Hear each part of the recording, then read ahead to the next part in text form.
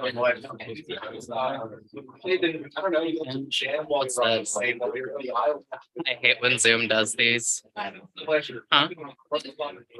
Yeah, I will. I just wanted to get these Outlook notifications off here. Not a big fan, guys. Jen, that was it. Worse.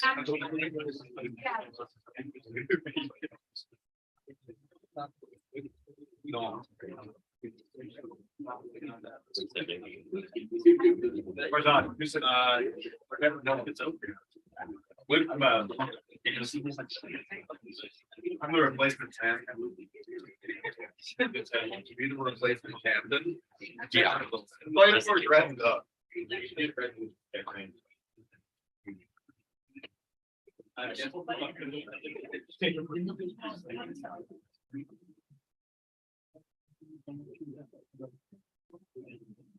I think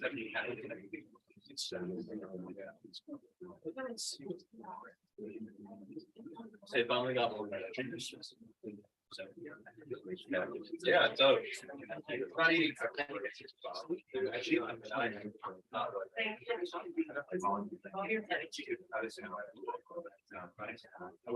I'm not vegetarian.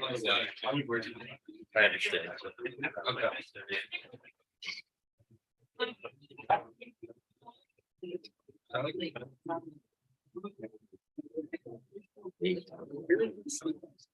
Yeah, but you've got more free stuff now. What we really need, Camden, from the student budget is like this prior to long, the entire grades of these cars are.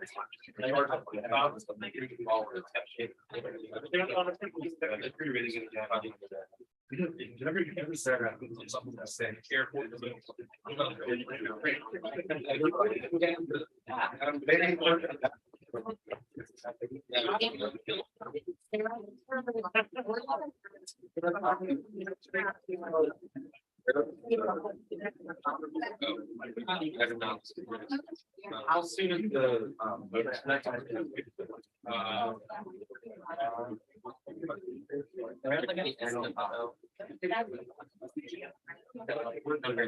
did you tell them that it was better for you to count and they're gonna be Ain't no way. Where is she?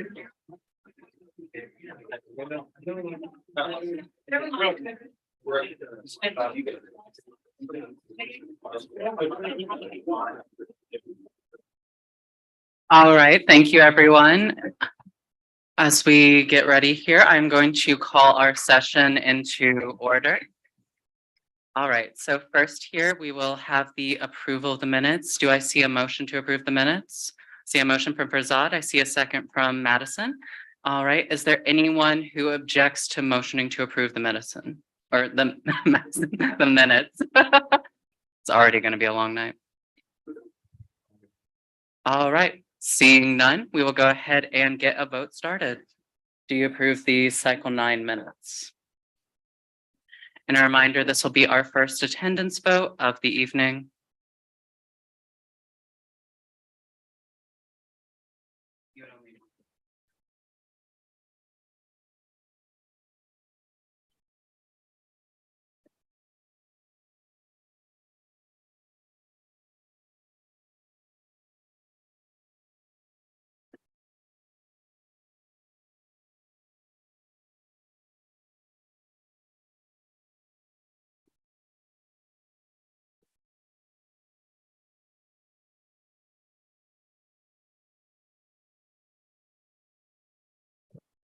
All right, and you'll see that posted there. Do you approve cycle 9's minutes? Yes, if you do. No, if you do not. Abstain to stay out. We do need 2 more votes before we reach our quorum for this evening. Oh, and we just got her.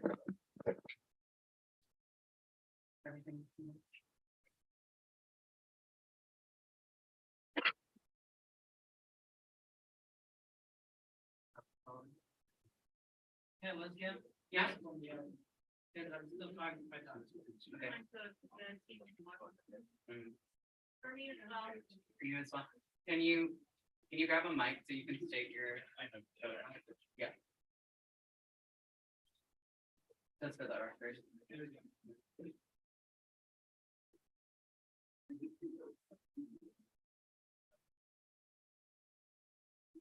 So Bander, for you, it'd be a yes vote for the minutes.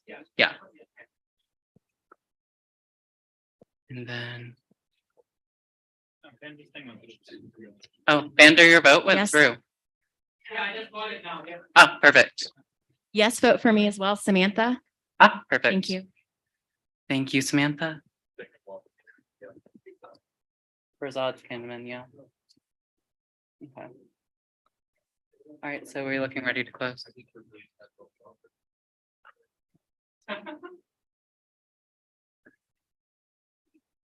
All right, is there anyone who's not voted on this matter that has the ability to do so? Seeing none, I'll go ahead and close this vote. And with a vote of 39 in the affirmative, 0 in the negative, and 0 abstentions, this motion passes unanimously. All right.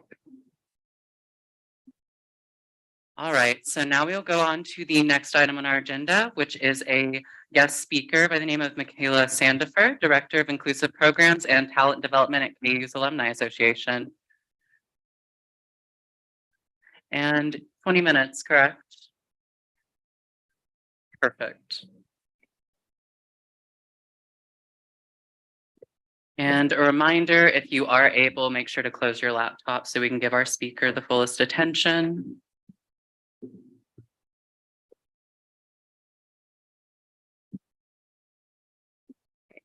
Do I need a mic? Or can you all hear me? Use a mic? Yeah. Okay. There should be another one in the back of the room here if you want to move more. And or the catch boxes, but those are a little awkward.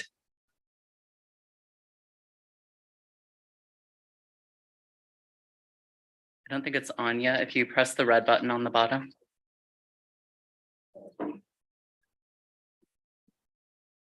Here, I could also, oh, perfect. Okay, perfect. Yes. All right. Hi.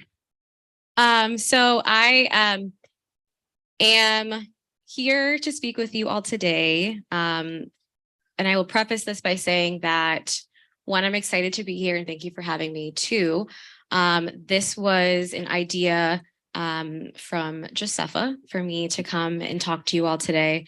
Josepha sits on our Student Alumni Endowment Board at the KU Alumni Association, and we do an annual retreat for our students.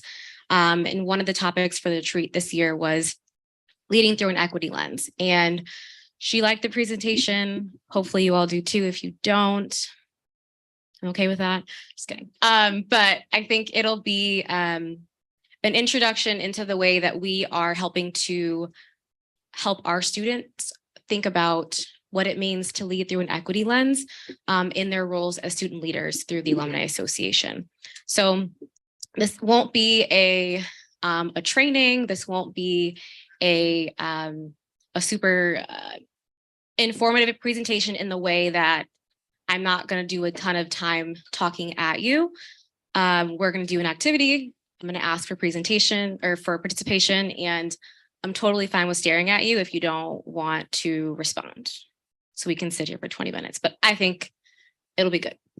So before we get started, I'll just share a little bit about myself. So again, my name is Michaela Sandifer. I use the she, her series pronouns, and I serve as the Director of Inclusive Programs and Talent Development for the Alumni Association. What that means, I have a dual role. So part of that role is really focused on identifying a strategy and executing on our diversity, equity, inclusion, and belonging efforts as an association. The other half has a people piece, I like to say. I don't like to use HR, it feels a little bit traditional, but really thinking about the people experience that we have for our staff, thinking about how we attract talent, hire, retain, develop, and create a culture for staff that they want to stay with us. And hopefully that culture permeates in how they interact with our students in our alumni community. I am a Chicago native, Chicago Jayhawk. I graduated with my undergraduate degree from here in 2015.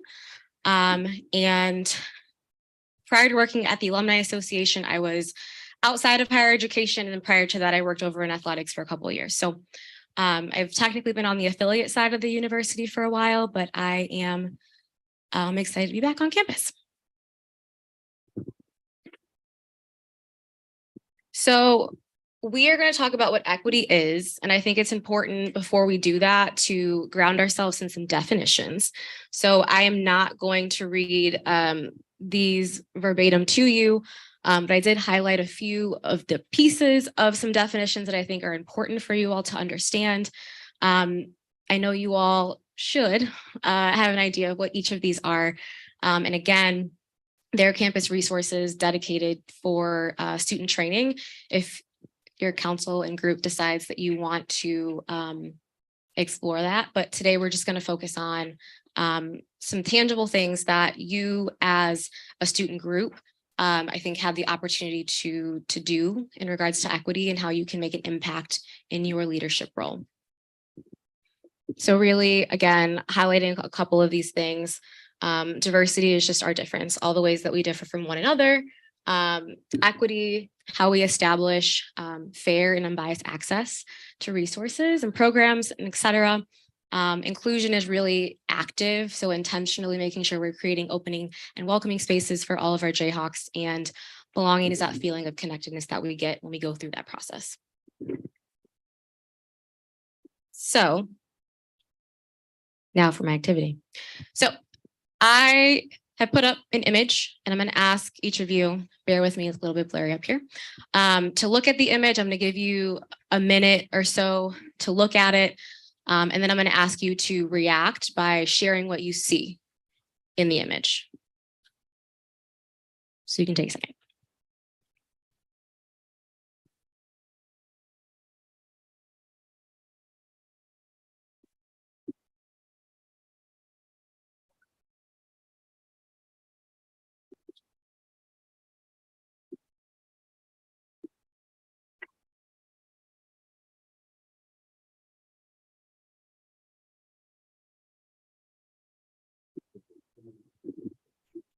Okay, so I'm going to ask some folks to share what you notice in the image.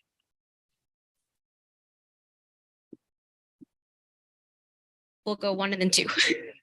Yeah, there's way more apples on the left side of the tree. That's why the character on the right is not receiving. Okay, Basically, what I was going to say, it equalizes resources. okay. What other things do we see? As the features of the two individuals are both the different colors. Okay, The person on the right seems confused as to why they're not. Like maybe they don't understand the allocation scheme. okay. Anything else? The trees bent over. Okay. Awesome. Is that it? Feel good about that? Maybe? Okay. All right. So I think those are good observations. The next image I'm going to ask you to look at is this one. So I'm going to give you another minute or so to look at these images and try to determine what we would classify or identify them as. So what is happening in the picture? And so I'll give you another minute to kind of look at that.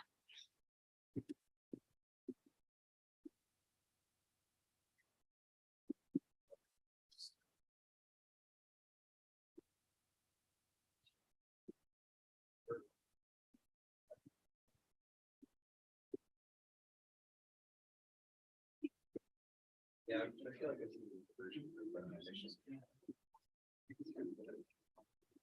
Are we ready?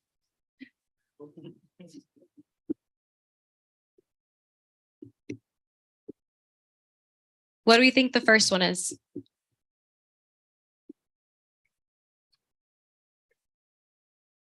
Second one's equality, third one's equity, fourth one's changing the very structure of how things are. To let everyone get a fair shake. Okay, and then the first one? First one's status quo. Okay. Anybody else? Don't want to. The top three are given the same opportunity. And the bottom left they're given like. Not, yeah, like equitable access to the treatment. Okay. Anybody else? You want to see if you're right?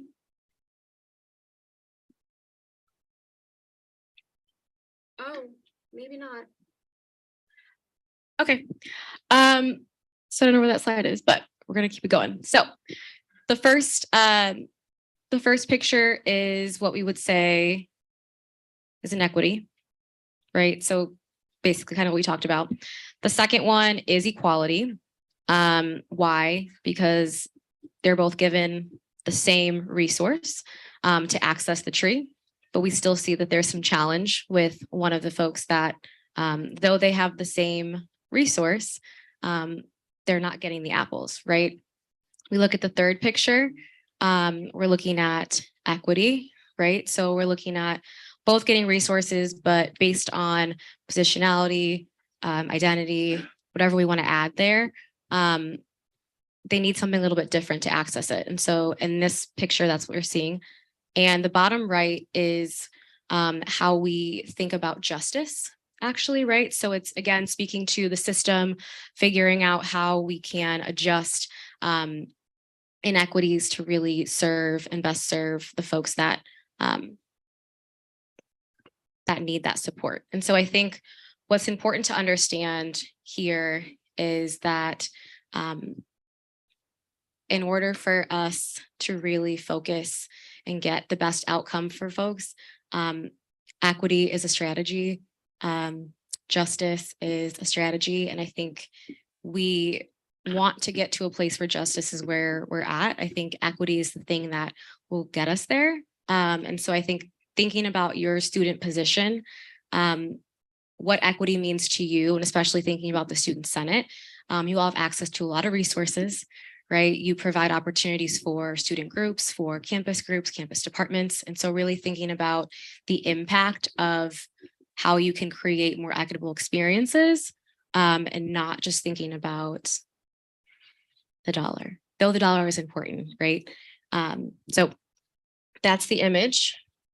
I want to ask if you all would share, and again, I'm happy to sit in silence, but hope we don't have to, talk about inequality quickly, or inequity, excuse me, and where you feel like you've seen it before, if it's something that you have experienced, and what those moments felt like for you. And I'm happy to share myself, but I want to hear from you all first. If anybody's brave enough. Go for it. So last year, I had a car, but somehow the universe, and it was not my fault, got my car to crash 3 times, repeatedly. So I could pretty much never drive it. And I had to experience for the first time what it was like to be wholly dependent on civil infrastructure to get me where I wanted to be for college.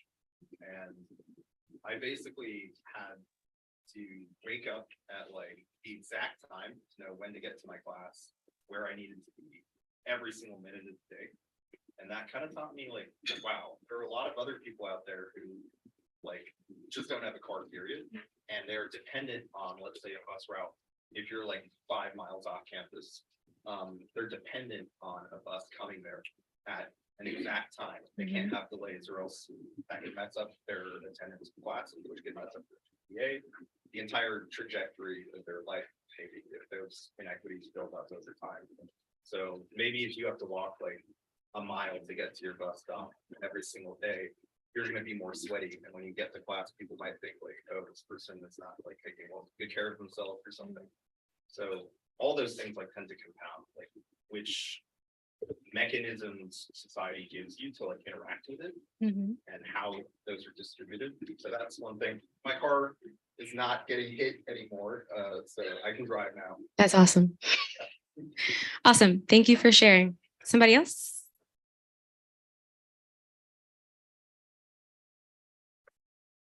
Oh, go ahead. I would say.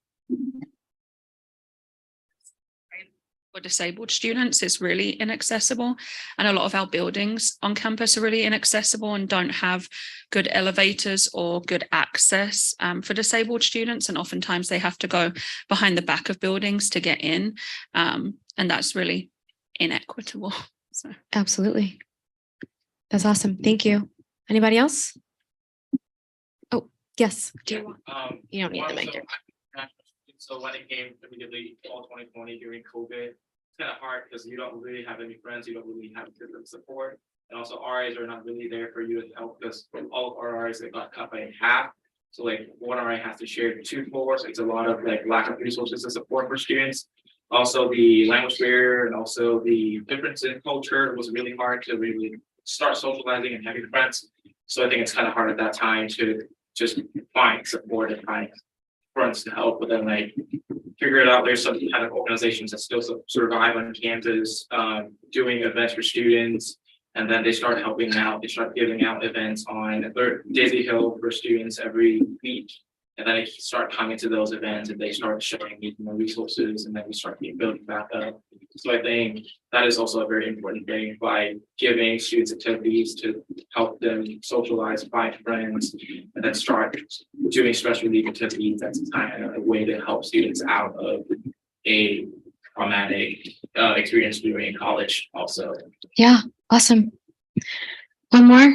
Anybody have a burning desire to want to share? Somebody. Go for it.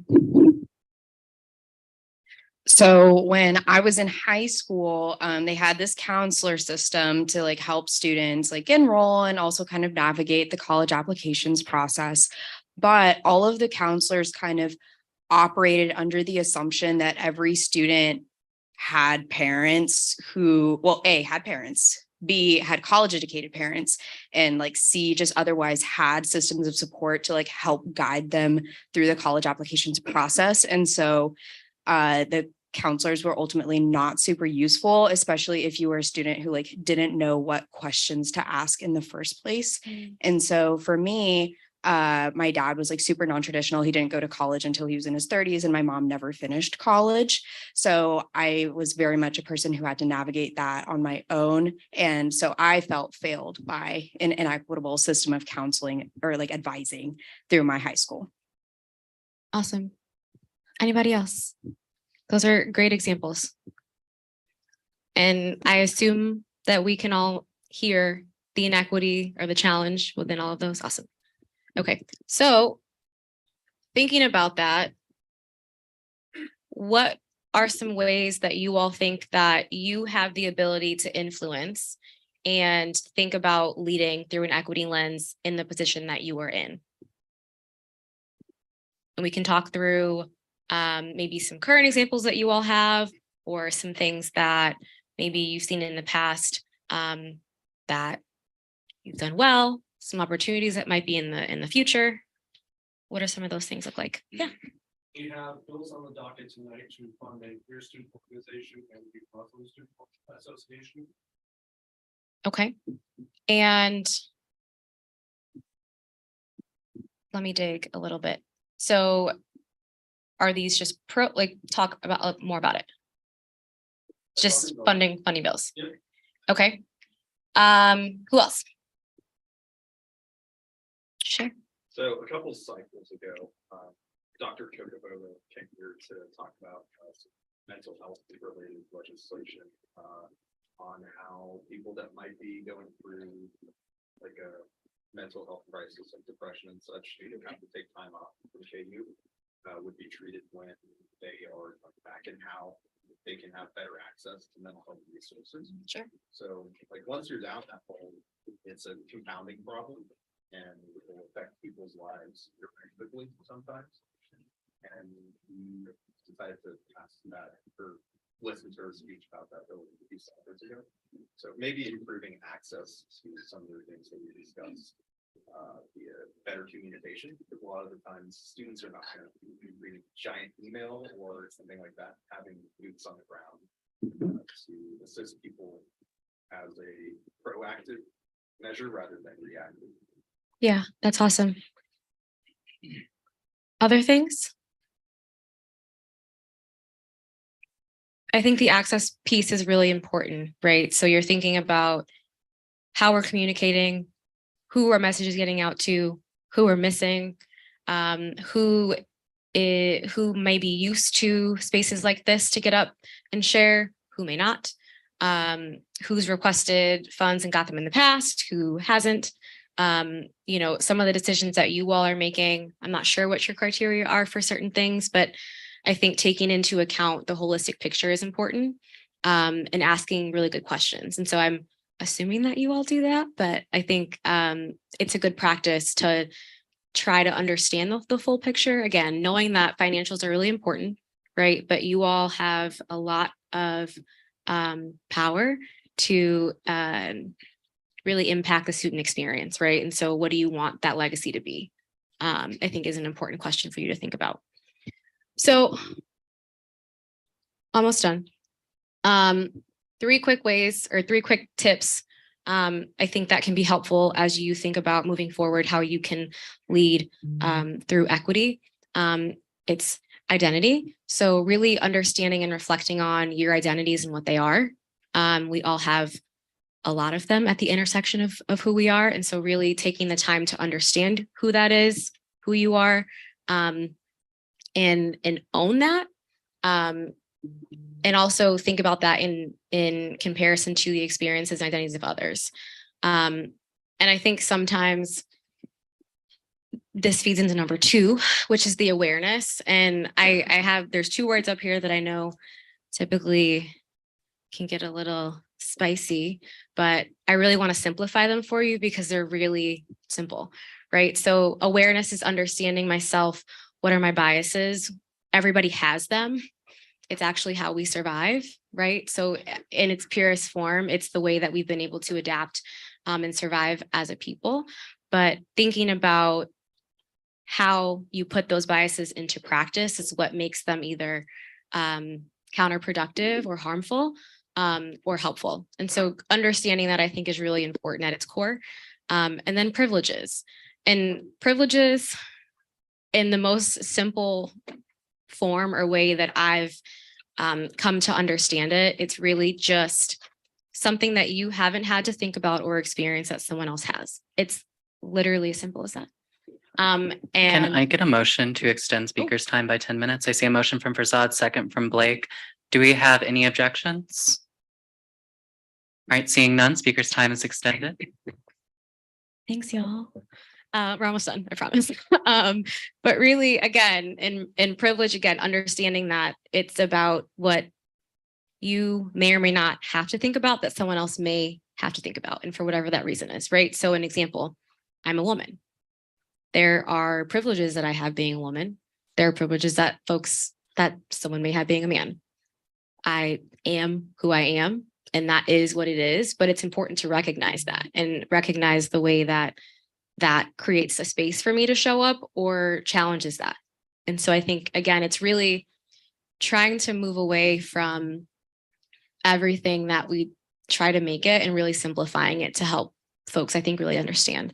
In history, obviously, a very important piece, awareness for self and your historical context is important. And then 3, positionality, right? So that's what we've been talking about, is really identifying spaces and ways that you can show up in your social circles, in your academic circles, in your leadership circles, and really be an advocate and an ally for folks who are not in the space, right? And can benefit from the position that you have to impact their experience. Really simple, nothing crazy. Are there any thoughts or reactions to any of that? Or does that like feel good? Feel pretty? Yeah, cool. So that's really it. Very, very simple again. We're doing a lot of work with our student leaders to really position them for success. And again, we'll have more conversations about this, but really they're in a unique position and you are as well. And I think that, again, thinking about the influence and the access that you all have on the campus, this is a powerful group. And so I really want you to try to be as thoughtful as you can when you're making decisions on behalf of the student body, and really, again, work on creating a legacy that you'll be proud of, and that you can look back on and be excited about how you've impacted the campus and make KU a better place. That's really it. You don't have to clap. But if there aren't,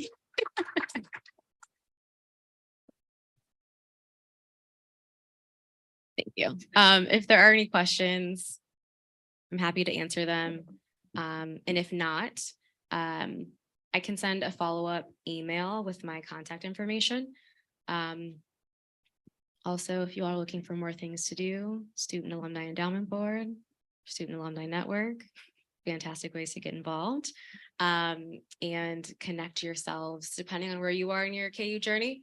If you're coming towards the end of it and want to connect with alumni, if you're looking for internships, jobs, things like that, shameless plug for KUAA. So I'm here to support and I appreciate the opportunity and that's it. Thank you very much. Do we have any further questions for our speaker? Another round of applause. Please. Nothing? All right, thank you very much for your time tonight, Michaela. Really appreciate it. And I'll be sure to forward your information whenever you send it. Roger. Jayhawk. All right, so now we'll go on to the next item on our agenda, which is the officer reports from our exec. Danae, will you be giving Sadie's officer report? Oh, she's here. Love it.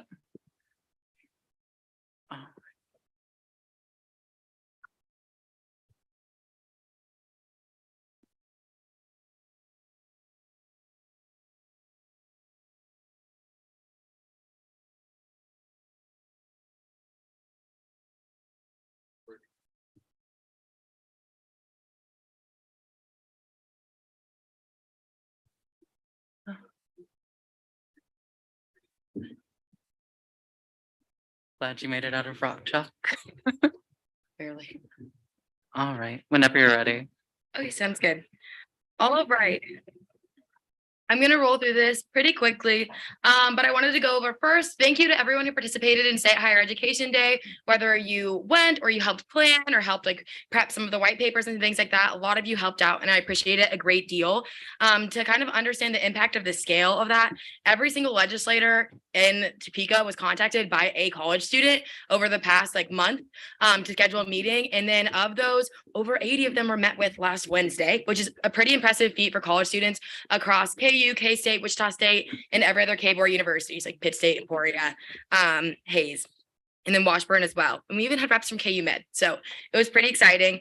And so I just want to say first and foremost, thank you to everyone who helped because it really, we've gotten a lot of positive feedback and it's been labeled the best State Higher Ed Day ever. So it's whatever. And that has a large part to do with KU and you all who went. Everyone was really impressed with like the way that you all were able to just like communicate the concerns of students and your perspectives and experiences. And that does not mean nothing. And so, moving forward, I want to talk a little bit about what I'll be working on now that State Higher Education Day is over and I can breathe a little bit. So this semester, one of my main focuses is working on a dual credit and separately a professor accountability plan with KBOR with other universities here in Kansas. We were tasked with the dual credit plan, which basically is going to be a proposal that kind of sees how we can get more dual credit programs into high schools across Kansas, especially in Western Kansas and more rural areas where those opportunities don't exist. If you had AP or dual credit, sorry guys, there's a lot. Can I get a time extension? Oh, I see one back here from Bander. How many minutes? I can do 2 minutes? All right, and then I saw a second from Holly. All right. And is there anyone who objects to a 2-minute time extension? All right, seeing none, time is extended. Okay. So basically, it's just to try and basically increase accessibility to higher education and also help keep more students in the state of Kansas and going to our universities. Because if students have access to like some of those like more general education requirements in high school, then it's easier for them to transfer them to all of our universities. And then professor accountability is just, we've already done some work on this in that like starting in the fall, all SELBI are going to have the appeals process for all grades and the link to all the student code of rights and responsibilities as well, which is a huge step in terms of making sure that students are protected in the classroom as well as outside of it. But we're going to be moving forward as well across the system of K-4 universities and recommending some plans moving forward for how we can best protect students academically. Because the list of faculty rights and responsibilities is long, or the list of faculty rights is long, the list of student rights is short. The responsibilities are quite lengthy. And so trying to find ways where we can fortify, and protect what it means to be a student in that space. And then we're meeting with the provost this Friday. So let us know, myself, Alessia, and Holly, the vice president and graduate student body president. Let us know if you want us to advocate for anything in specific or bring something up. Right now, what's on the docket is professor accountability and exploration of dual credit, KU, the plans for campus safety emergencies, especially given last week with Michigan State, which we have extended our condolences for. And then an update regarding State Higher Education Day, and then upcoming plans for this coming week, which Danae is going to touch on later, which will be the advocacy trip to DC with 6 members of the executive staff. And then we're also going to be checking in regarding like website accessibility and issues, and then also checking in over updates and on resolutions that have already passed in Student Senate, which we check in on every single time. So all the resolutions you see, we ask about them every single meeting and get those updates. And then we're working on our white papers and getting everything drafted or finalized for next week, which Danae is also going to touch on. And then I just wanted to say for today, for Fee, as someone who sat there last year, please, like in today's conversations, I know it's going to be lengthy and everyone's going to be losing their patience towards the end, as is natural. I'll wrap up, I promise. But remember, like the chair has worked really, really hard on this throughout the whole year. And so please, first and foremost, be gracious to the chair as they present and navigate and answer questions. They're just doing their job. And then moreover, please be willing to listen to the many different perspectives that are going to be presented tonight.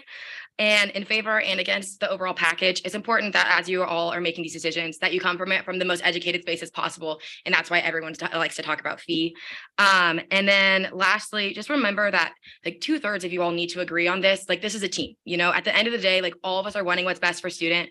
There's not, as you'll see, and as most of you know, there's not a right or wrong answer whenever it comes to fee. There's just tough choices. And so please just like keep in mind that everyone here is doing their best and cares about students, and they wouldn't be here if they didn't. And so have a lot of grace with each other tonight. I know it's going to be a longer Senate, and all of you are super excited, I can tell. But it really is an important process, and the work you do here really does matter. So just practice a little bit of extra patience. It's going to be a good night. So Any questions for the student body president? Thank you very much, Sadie.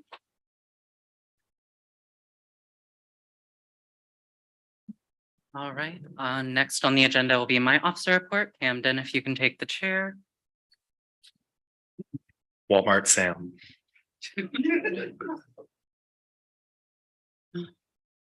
All right. How many minutes do you need, Alessia?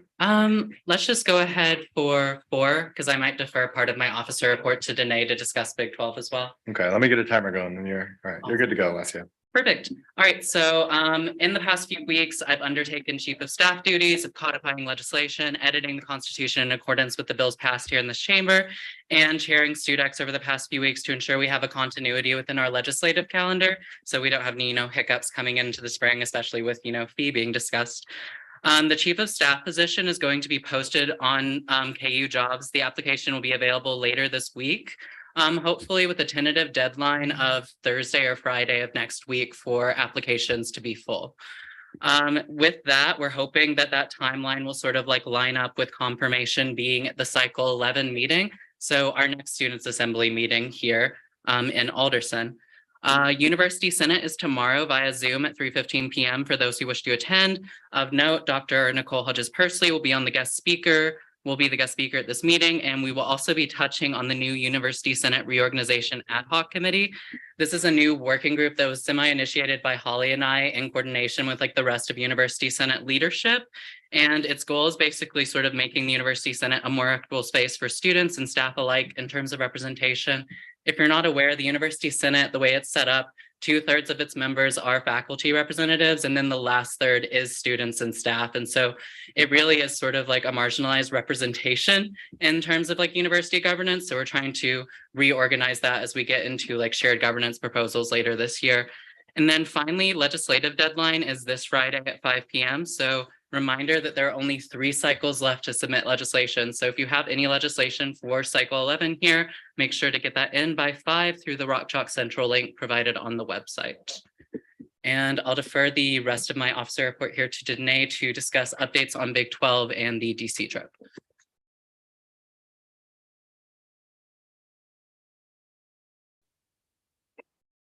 You have 2 minutes.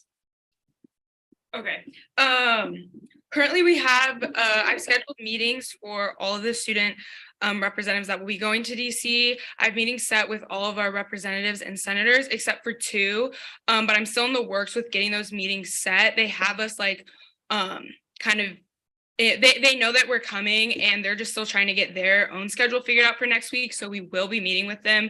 It's just not completely on the books with those 2 quite yet. And then the other schools that will also be joining us there are Oklahoma, the Sooners, I don't know their exact name, Iowa State, Texas, the Longhorn ones. I don't know any of the schools' professional names. K-State, West Virginia, Oklahoma State, Texas Tech, Baylor, who's hosting it, and TCU. And all of those schools are also bringing 3 to 6 students plus 1 advisor. And our main points, as we've said before, our main points of advocacy are college affordability and mental health resources within the college scale. And so I've done research with a lot of our different administration here within those different entities concerning mental health. But we want to hear from students and we definitely want to take student testimony into these meetings because what Baylor has also done is they've been working with lobbyists to create these white papers, which is just kind of like an outline of just basic stats between all the Big 12 schools of like affordability and mental health. And we want to bring in like actual testimony and stats from KU specifically. So we want to hear from all of you guys. So this Friday we'll be in the Student Senate office, just hanging out there, stop by. If you want to talk to us about anything that you want us to add or to relay on to the senators and reps, or if you have any like little personal letters that you want us to give to them, we can also do that for you as well. Okay, if we're gonna do questions, we'll need a time extension. Is there a motion?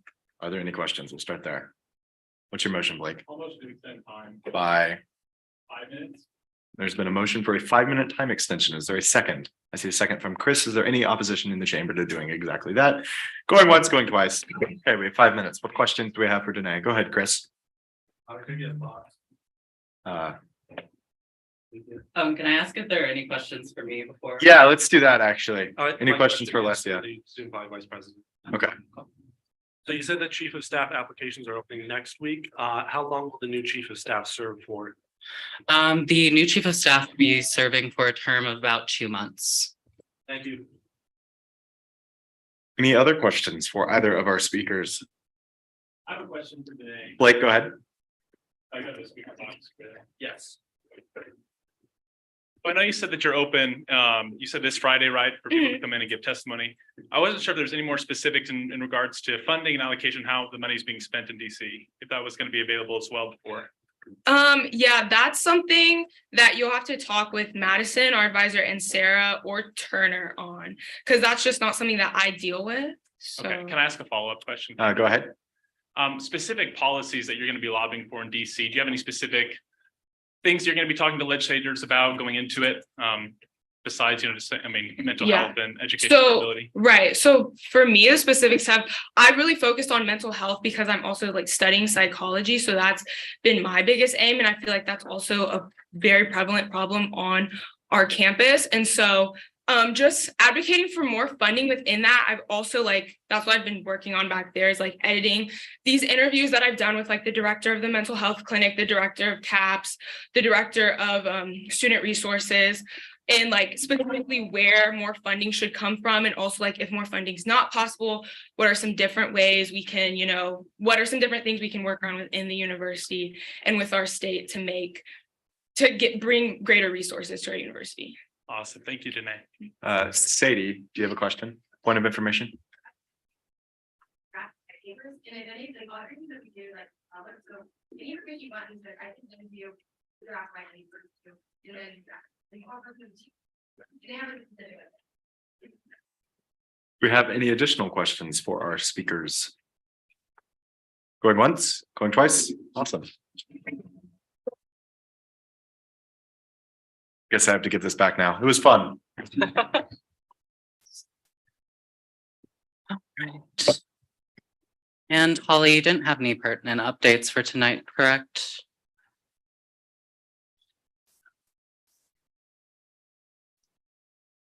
Brilliant.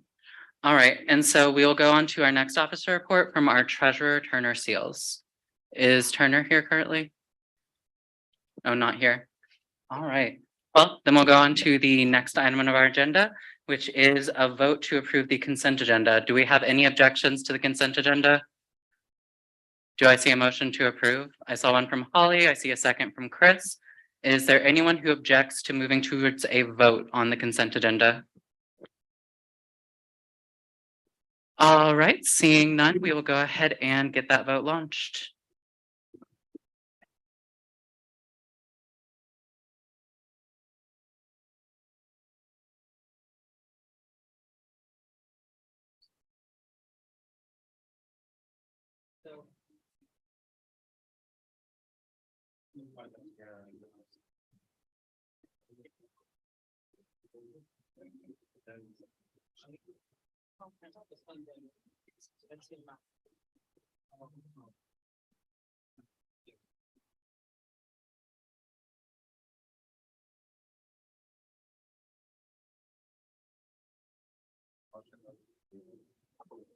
All right, that form is now up. If you've not yet voted, yes to approve the consent agenda, no to not, and abstain to stay out of the discussion. We require 8 more votes, 7 more votes to proceed.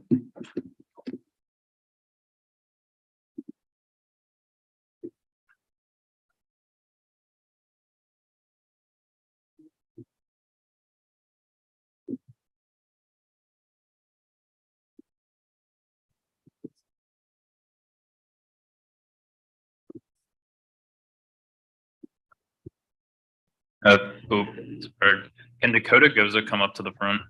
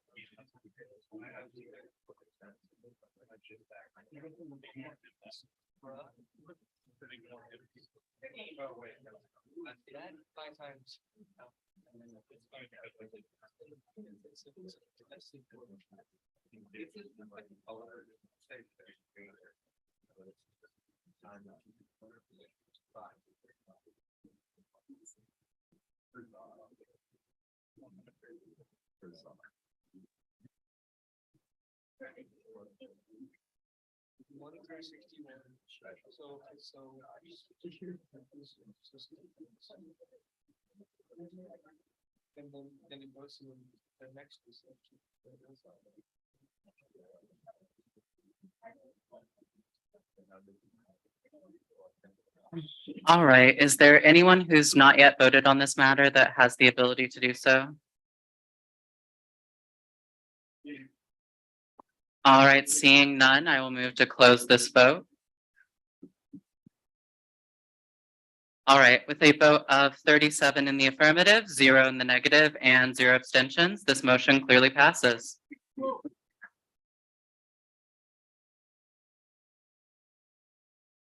All right, now we'll be advancing to the next item on our agenda here, which is Senate Bill 2023-58, a bill to fund the University of Kansas STUMO. And I believe that's being presented by Senator Jaden Walker. Yes, perfect. And how much time do you need for your presentation? 3 minutes? Okay. And the bill should be ready up there. It's coded as Bill 58.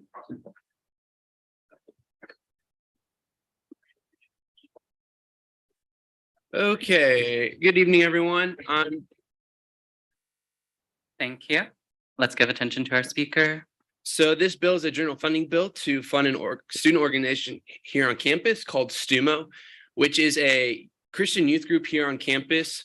Kind of the whereabouts of where this legislation comes is they have weekly meetings on Wednesday nights called late night because it runs from like 8:30 to 9:30.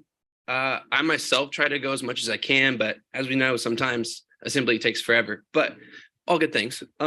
So the first meeting of this semester, kind of the director announced that they wouldn't be able to provide like their snacks that they usually do at the end of the meeting because they deferred those funds for scholarships to students who attend a summer-long kind of branch off of STUMO.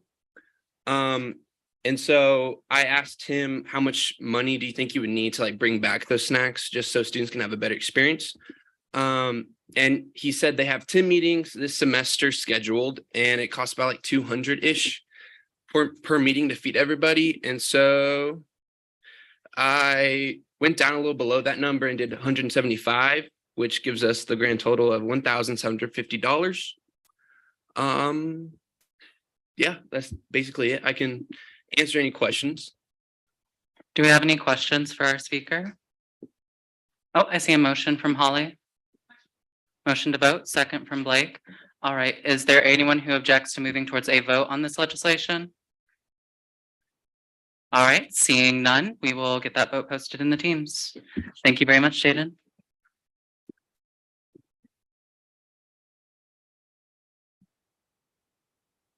We love to see our senators presenting lunch.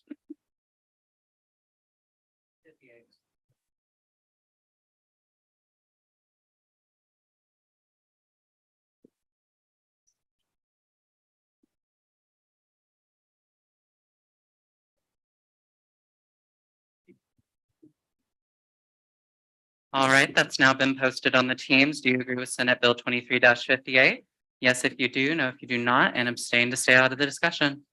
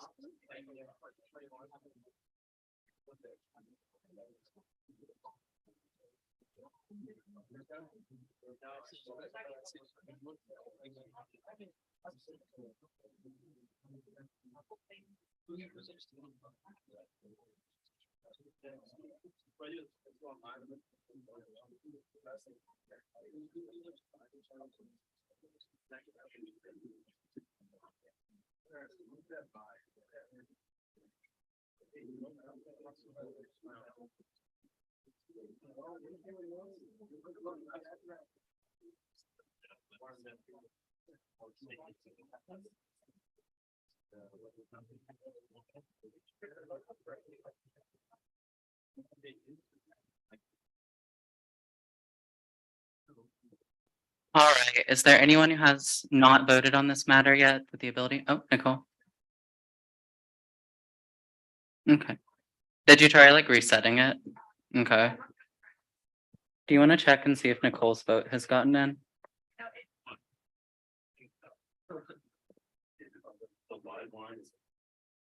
Okay. Good? Yeah. Perfect.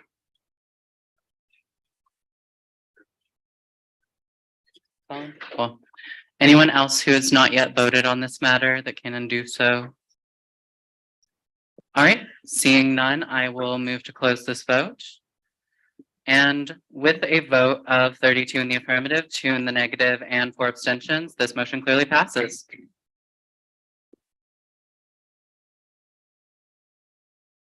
All right, now we'll move on to the next item on our agenda, which is a bill to fund the Muslim Student Association. And you'll be presenting that, Zachary? I got it, don't worry. How many minutes would you like? 2. 2? Yeah. Lovely. Whenever you're ready. Yeah. And go ahead and switch the bill. It's bill number 62.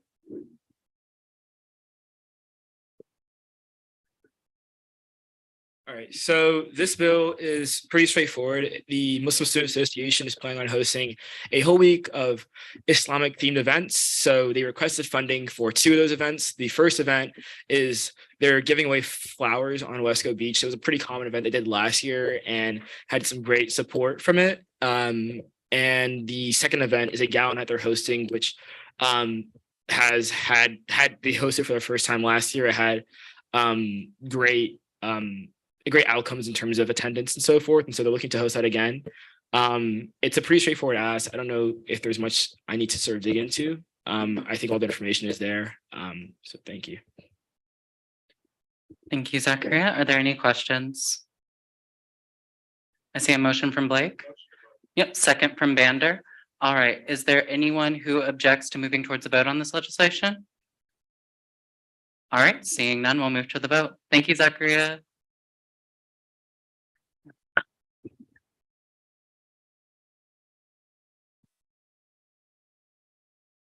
And that'll be, do you approve Senate Bill 23-62?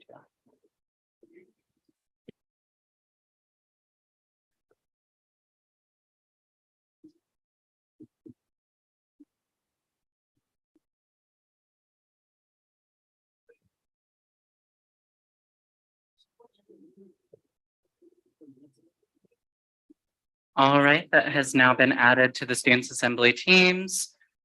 Please make sure to get your vote in like the next 2 minutes.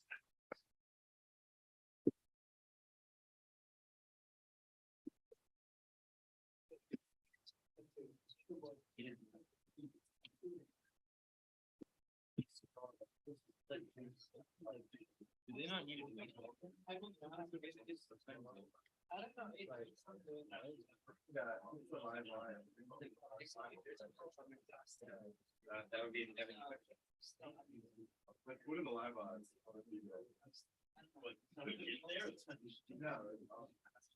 We don't need to.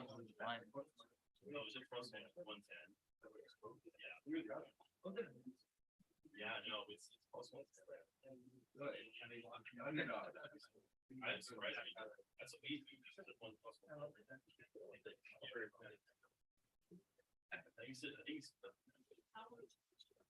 I think there's value in that. Is there anyone who has not yet voted on Bill 62? And or is having technical issues? All right, seeing none, I'll move to close this vote out.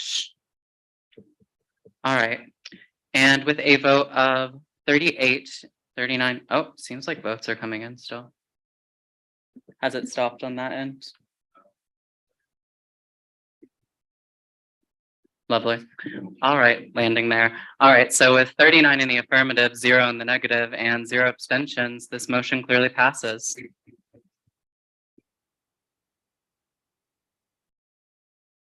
All right, moving on to the next item on our agenda, we have a bill to fund the Model United Nations. Who's going to be presenting that tonight? Lovely. What was your name? Andrew Fewens, I'm the treasurer. Andrew, lovely. All right, so how many minutes would you like for your presentation? If I can have 5 minutes. 5 minutes, all right. And the bill is coded as 63 on there, so if you want to get to that legislation, so you can use it. It'll be right there.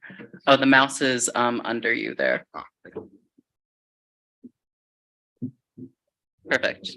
All right, and you'll have 5 minutes. Thank you.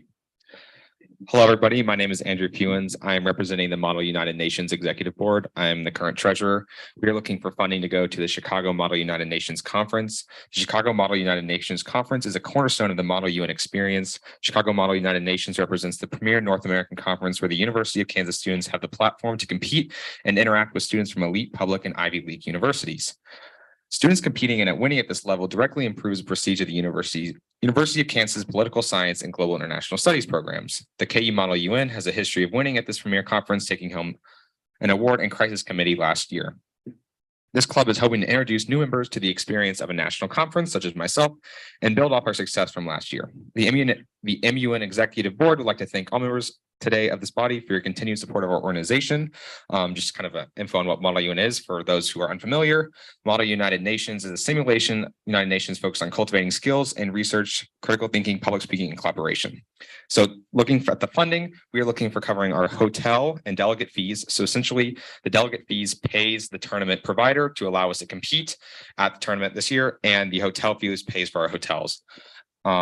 Essentially, our club is very pro not having anybody pay any dues, so we can be equitable to all members. And so this allows us to maintain that goal for our club.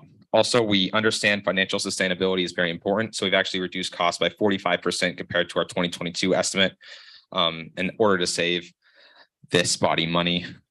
Also, for our hotel, we are staying at the Palmer House, a Hilton Hotel, 17 East Monroe Street, Chicago, Illinois. The cost estimates include 3 nights with 2 rooms having 4 delegates and 1 room having 3 delegates. The cost estimate includes relevant taxes and fees for the hotel stay. Why we are staying here is the Chicago Model United Nations Conference details the delegates are required to stay at the hotel or pay a fee for noncompliance totaling $125 per room per night. Staying at a competing hotel within a reasonable distance does, even if flat room prices were cheaper, not merit a discount when the noncompliance fee is added. Thank you very much. Thank you. Any questions for our speaker? And or motion? I see a motion from Holly, second from Bander. And that's a motion to a vote, I'm presuming. All right. Is there anyone who objects? Huh? Oh, there's a question back here. You withdraw your motion? All right, get a catch box to Evan. All right, Evan, feel free. Can you give us the rate you were given by the conference for those hotel rooms? Okay, so we had to book our hotel rooms separate, and the conference didn't have any support on that end. We tried reaching out to them previously to ask for that support, but we've not received any email back. The only information on budget wise for those hotels is the $25 a night flat room fee. The average hotel price in the area is listed at $150. The Palmer House, I believe, was $175 when we booked together. And so with that 125 room fee, it would send a competing hotel over $200, which doesn't make financial sense in terms of competing with that price. Any other questions for Zod? So you're incurring $125 fee if you do not go to the Palmer, and you're paying about $1,575 if you're staying at the Palmer. Yes, correct. So over there it says it's $24.09. 2409. That's for the entire time. So essentially, we worked it out. Hold on, I can give you the room. So essentially, the 170. Okay, so because we had to book multiple rooms, and we only got notification. So going in previously, Chicago Model United Nations, when we did reach out to them, said that if the Palmer House was full, they would not apply the fee, and so we stayed at a different hotel. Then essentially, we got an email from them saying that they had rooms at the Palmer House that they now wanted us to stay in, or else that fee would be retroactively applied.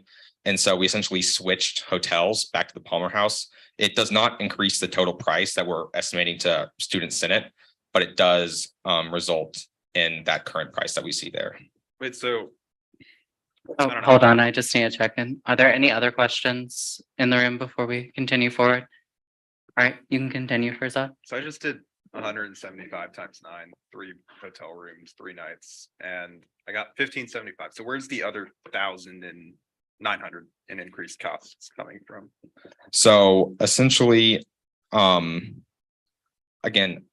that was our bill that we got. The 175 on the site was out taxes and relevant fees, and so the rest essentially cover that. I can go back and actually I have the bill that I can get for you from the hotel that I can submit to the council if you give me a sec to go retrieve that. Would you want that for Zod? I mean, I think it's just applicable taxes. Okay. I got like $900 in taxes on 1575 for rooms. I mean, Yeah, I can get residency taxes the hit pretty bill hard. that I'm looking at it now, and I feel like that would be irrelevant. Yeah. Okay. All right, so do I see a motion for, let's see, while we gather that information, should we recess? All All right, can I get a motion for 5 minutes to recess? I see a motion from Trey, second from Blake. All right, is there anyone who objects to a 5-minute recess? All right, please return to your seats by 7:42 PM.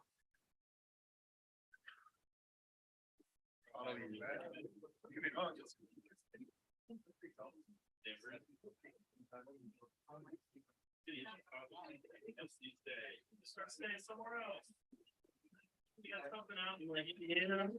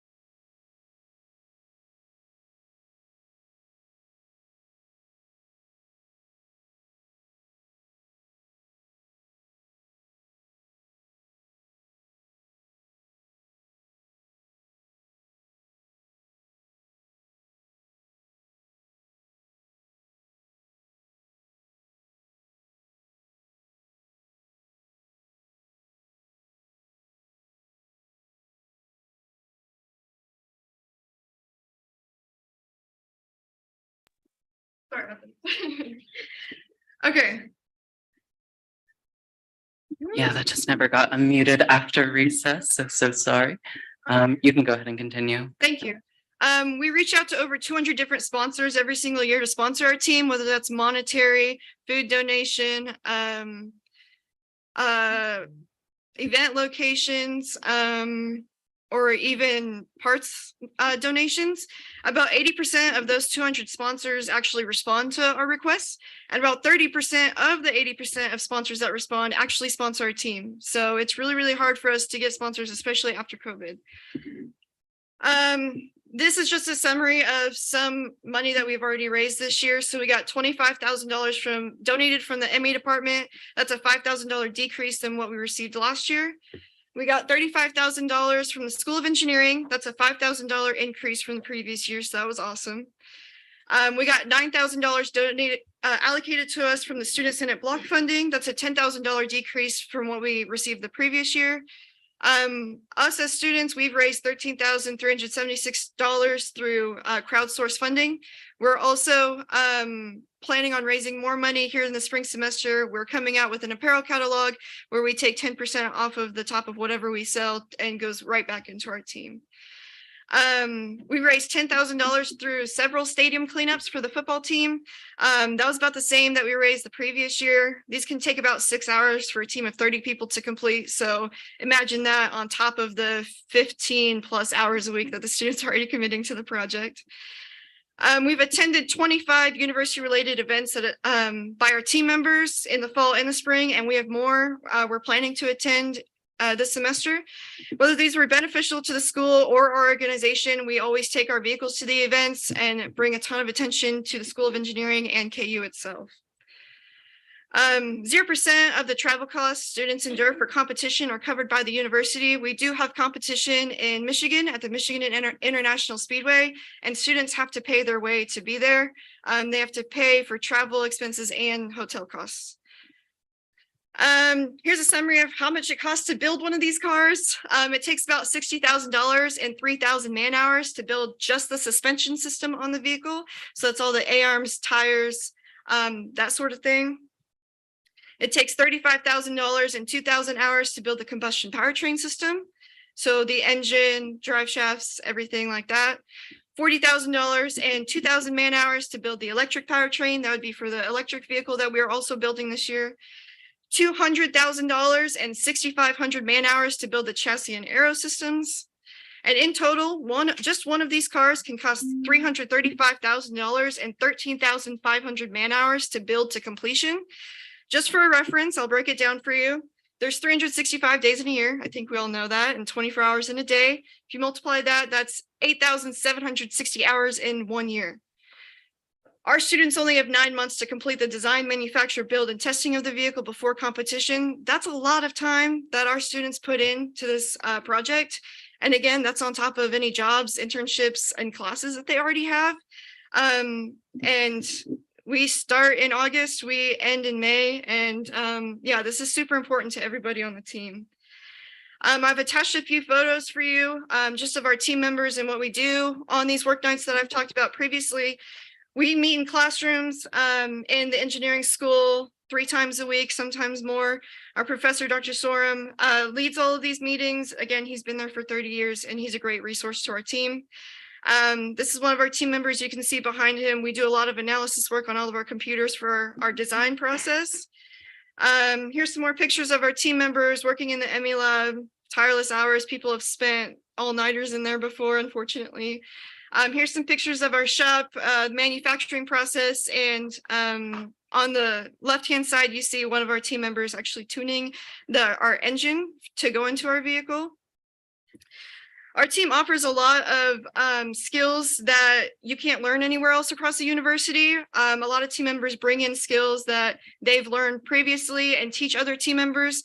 And we also teach things that we've accustomed to over the 30 years that we've been here to new team members. We used to drive at Park and Ride, but Park and Ride has recently been torn out, so we don't have anywhere to test our vehicle right now, but I'm in the process of looking for somewhere to test. But this is one of our testing days where we go and try to figure out problems and then solve those problems on the fly. We also go to several Sports Car Club of America events. This was at one of them where we were trying to diagnose some problems and quickly change tunes in between drives. So you do a lot of learning in this program, and this program prepares you for industry more than any other program that we offer at the School of Engineering.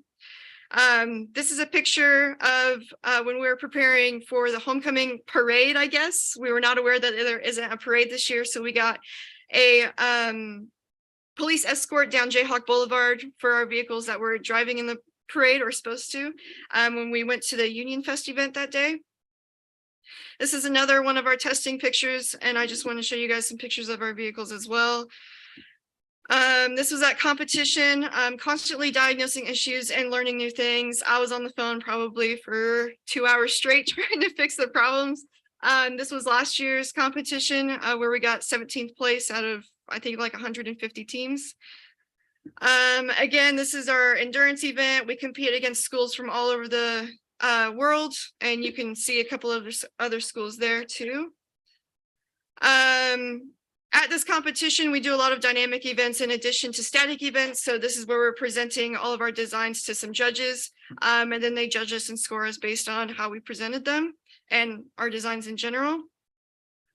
Again, just a few pictures from a competition. I wanted to just reiterate that I am asking for $10,973 to be approved or donated, I guess, to our team, and that's to pay for all of the tires for our vehicles. I don't know a whole lot about racing tires. I've never raced before in my entire life before I joined this team 4 years ago. But they can go bad very quickly. We're also running a new size this year. The tires you see on this car are 13-inch tires, and we're running 10 inches this year. So we have a completely new order to make. And then I'm also wanting to purchase the springs and dampers for our vehicle. That's part of the suspension system. It prevents the bump steer and everything whenever you're going around corners. So that's pretty much the bulk of my presentation. Does anybody have any questions for me? All right, we have about a minute left. Do we have any questions on the floor? Motion from Samantha? All right, second from Blake? We have to suspend the rules first. Oh, yes, quite right. Yeah, we do have to motion to suspend the rules by a 2/3 vote since this is over our 1,500 man rule here. So traditionally, we could only fund $5,986.50 of this request. And then suspension of the rules would allow us to fund $10,973 of this request. Yes. And it should be coded as 65. Oh, perfect. Yes.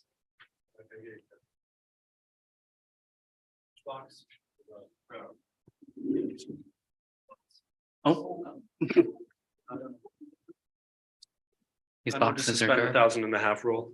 All right, got a motion from Chris. Do I see a second? Second from Evan. All right, is there anyone who objects to suspending the 1,500 rule for this legislation? All right, seeing none, that rule is suspended. And motion? Previous question. Previous question, second from Austin. All right, is there anyone who objects to moving towards a vote on this matter? All right, seeing none, we will move to a vote. Thank you very much, both.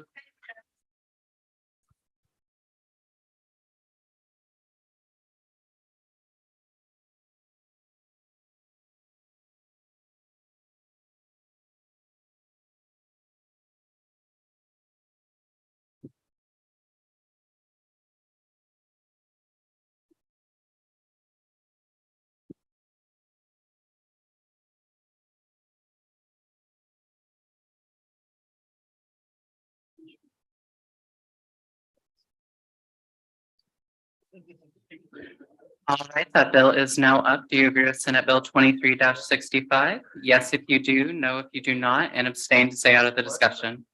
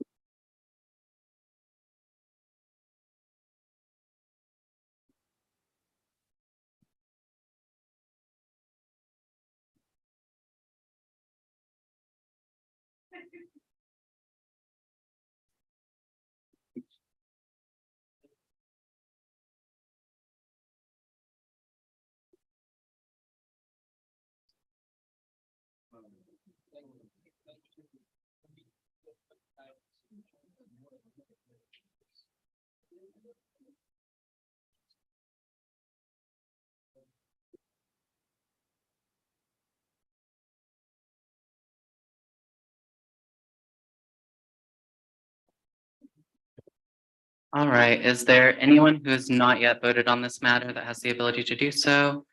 I saw another vote roll in, so I'll just go ahead and give another 30 seconds for this vote to close.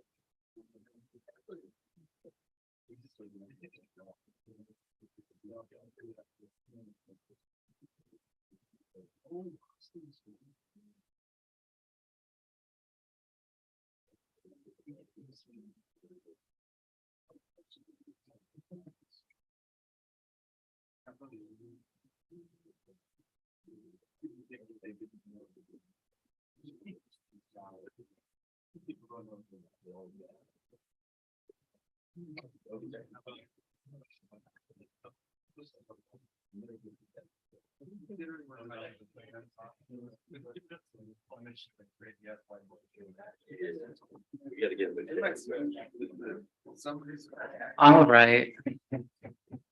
Is there anyone who has not yet voted on this bill that has the ability to do so? Seeing none, I will close this vote. And with a vote of 32 in the affirmative, 6 in the negative, and 3 abstentions, this bill clearly passes.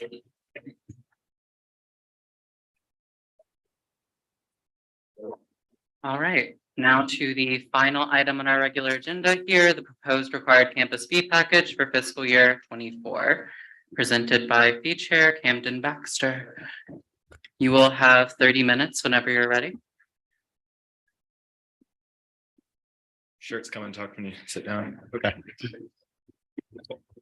These both work. All right, I'm gonna go between these microphones interchangeably. I have 30 minutes, correct? Yes. Okay, awesome. Let me pull up the slideshow. Probably important. I'll go ahead and start.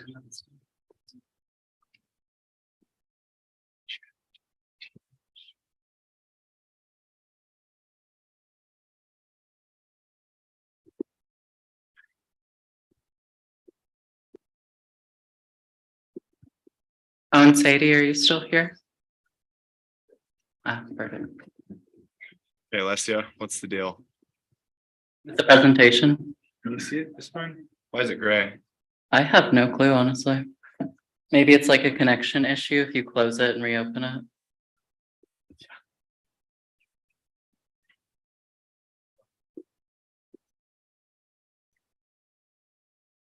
There we go.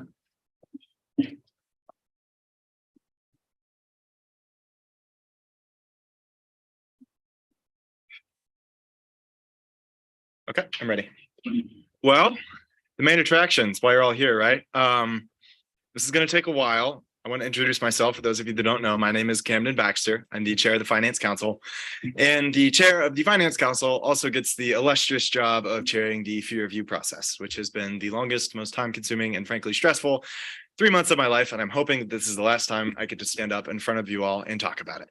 So for those of you that were not present in Finance Council last week, the way that this works this year is that the fee package that I'm about to present to you can either be passed or failed by this body. Unlike in previous years, line by line edits are not permitted. So in other words, if you disagree with a fee, the entire bill will have to be rejected and then sent back to the campus fee review subcommittee, at which point revisions will be made and the process starts all over again.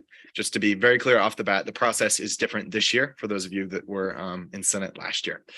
Well, I'm going to walk around a little bit. So the way fee review works, it's very complicated, but the gist of it is that KU Student Senate is granted the power, has the privilege by the Board of Regents and the state government of presenting a recommendation for the use of the required campus fee that is traditionally adopted. The required campus fee at its current level is the $492.60 that you pay every semester on top of your tuition. It funds everything from the buses on the boulevard to the Student Recreation Center, Watkins Health Services, and so much more, as you will see today. In total, this amounts to more than $20 million. This is a titanic responsibility and is widely attributed to why KU Student Senate tends to be more cutthroat than other student governments across the country. It's because we have one of the largest student-run fees in the entire nation. Take a second and pause and reflect on that responsibility in front of us today. $20 million of student money is being allocated by us.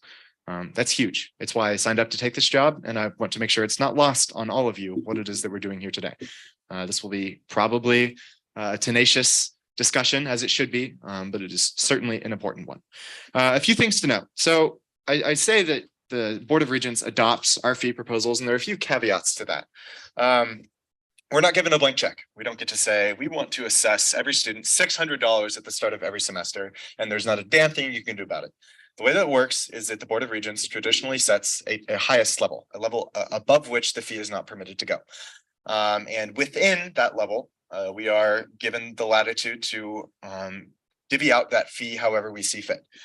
So the baseline is that the Board of Regents sets the pie, we hold the knife, we figure out how to slice it. In terms of other lingo that you all will want to be aware of, fiscal years are a little bit complicated and arbitrary. The way that this works is that in an academic setting, a fiscal year starts on June 1st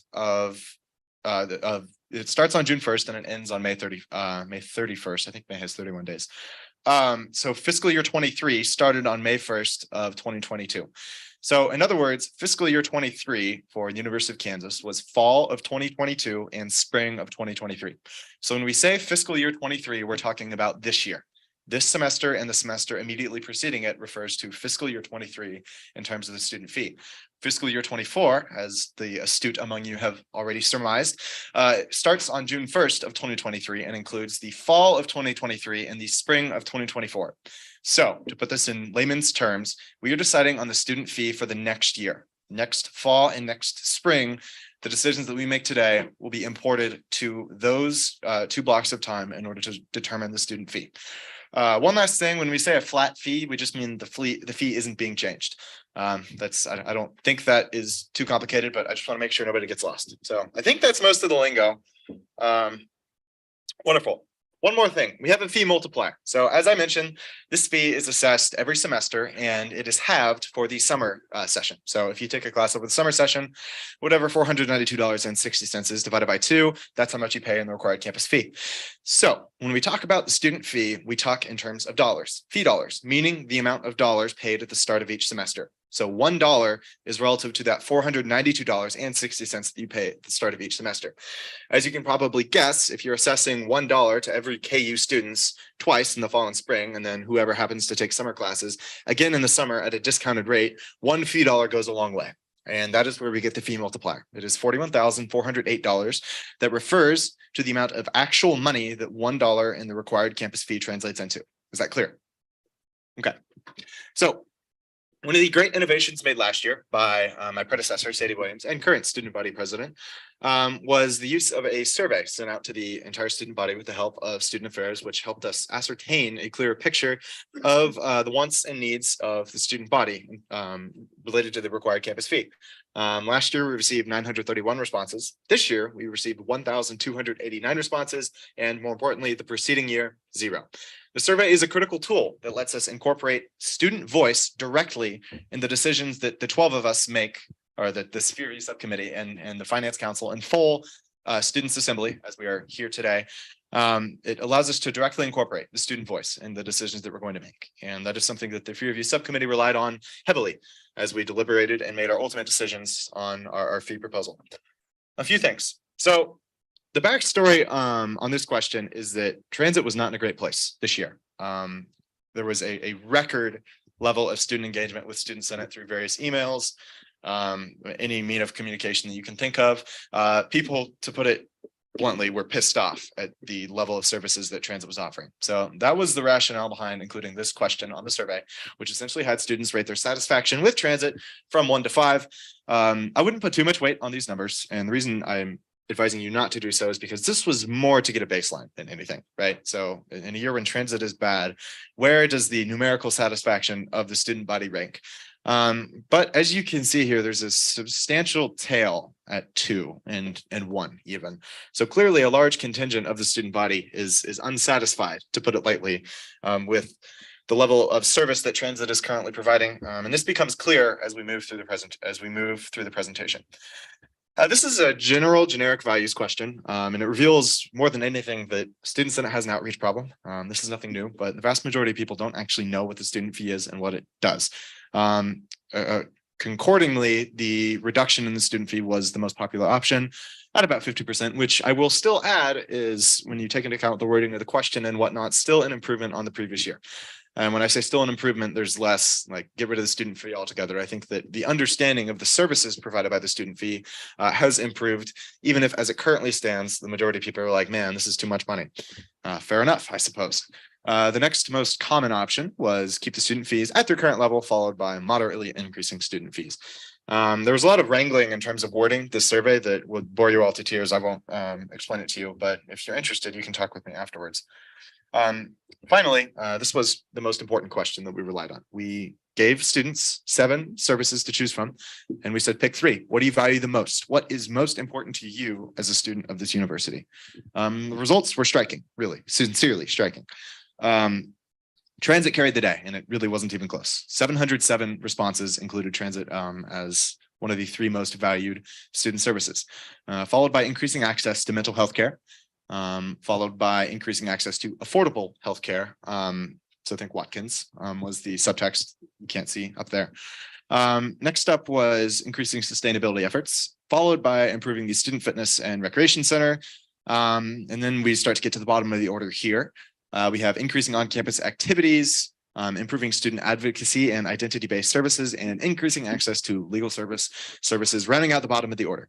I want to call attention to transit, particularly because, as you will see in the proposed fee package, transit is something that we felt the student body prioritized, and as a result, it is something that we chose to prioritize. It is far and away the most commonly identified service that is important to students at the University of Campus, and I want that to be in the back of your minds as we proceed with this presentation. Finally, we had an open response option. So for those of you that took the survey, you saw that you could, like the open chat box, tell me anything, what are your thoughts? And so a group of us, I'm so thankful to Samantha Golly in the back, as well as Megan Stopper and Colin Campbell. We combed through these responses and categorized the concerns raised. So in other words, if I had a comment, for example, that said, the bus wait times are awful this year and the rec center is too small. Those 2 concerns would be categorized separately as both increasing funding for transit and improving the student recreation center. So from that, we went through more than 420 replies. That's the actual number, I promise. We got to keep some brevity in the matter at hand.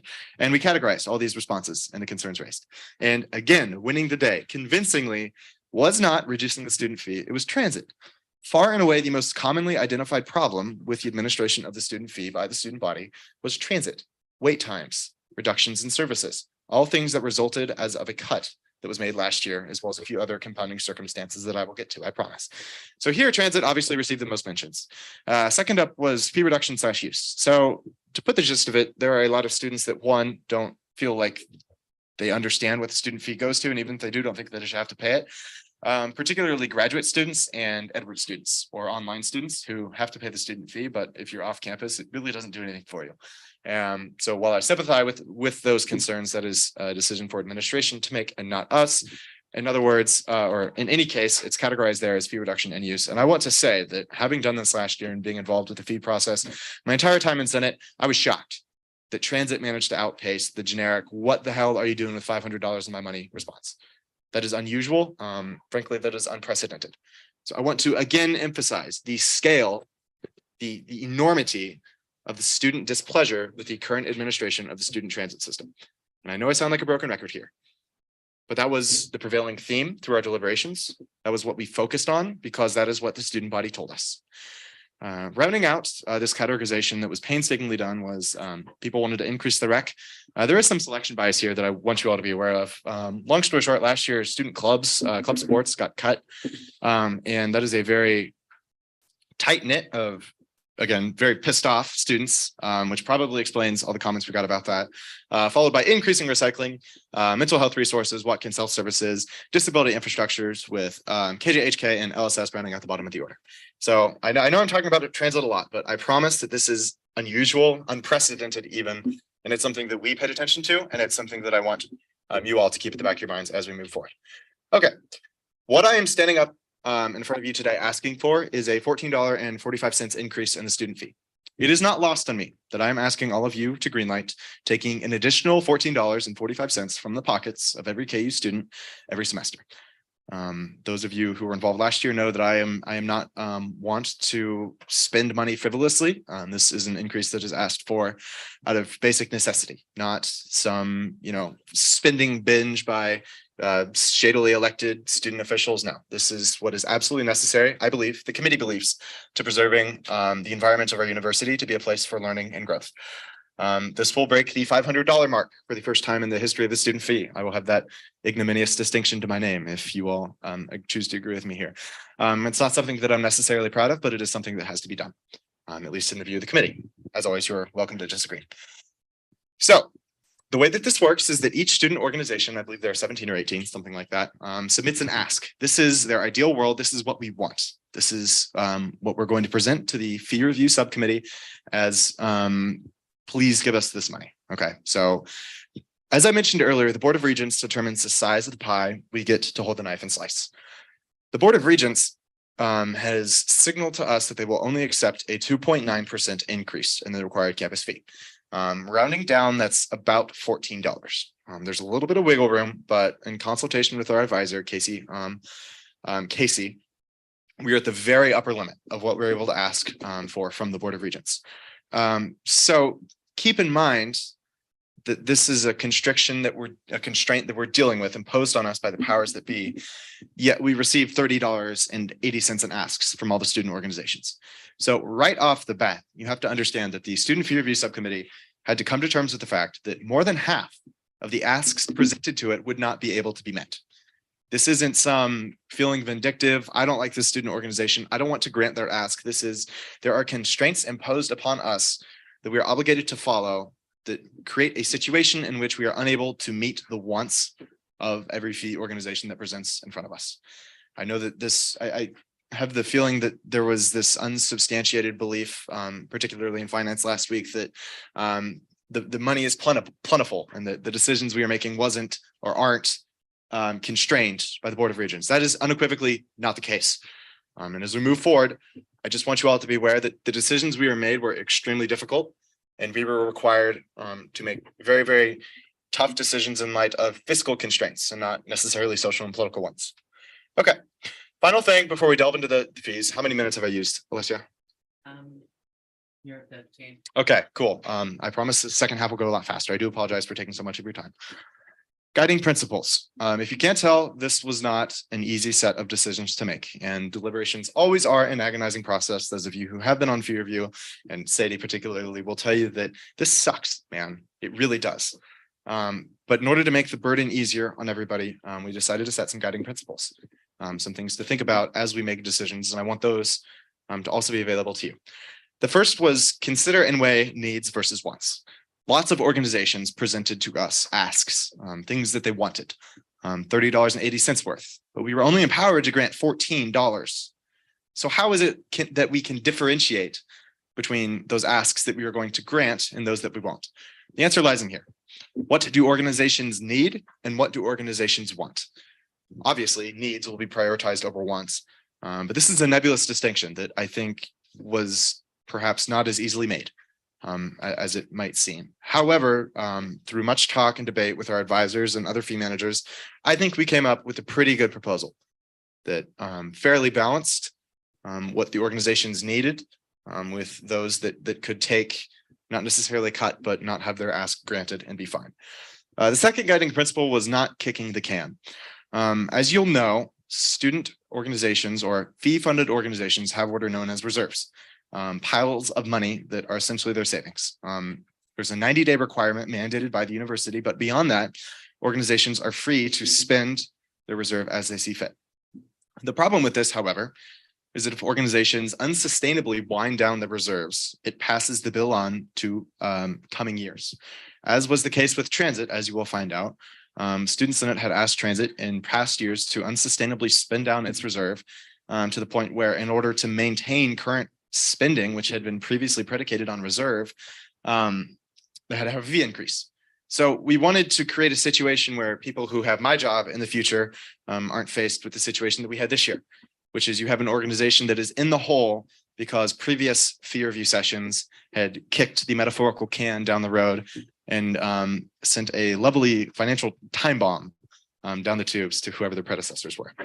So that's all I have for the introduction. Now let's get into the main fees. The first was the University Daily Kansan, and I see we have a few representatives here. Their ask was to double their fee, $1.80 to increase to $3.60. Some background on the Kansan. Kansan reporters are not paid. They are volunteer workers, and a certain percentage of them receive scholarships at the end of their term. I believe that's correct. If not, I'm sure that I will be corrected later. But they're not paid employees. They're not paid hourly. And the history of the Kansan is fascinating. Again, it's probably beyond the scope of this presentation, but the committee felt as though we did not have the financial resources working within that $14 cap to raise the UDK's funding. However unfortunate it is, and you will find this will be a recurring theme of this presentation, sometimes the decisions that are right are not necessarily the ones that are easy or feel good. Next was KJHK, who had asked for a 76-cent increase solely to increase pay of their workers. The background is that KJHK, which is the student-funded radio station, a floor down in the union, stipends their 12 exec board members. They receive a monthly allowance of some of them up to $500, something like that. This 76 increase was slated entirely for increases to that stipend. So in other words, KJHK asked us to raise their pay. We felt that this was unconscionable, particularly in light of the fact that we had chosen to deny an ask for the University Daily Kansan, none of whose reporters are paid. And it seems morally fraught to raise one student media association's pay while another languishes without any. That was the rationale behind KJHK.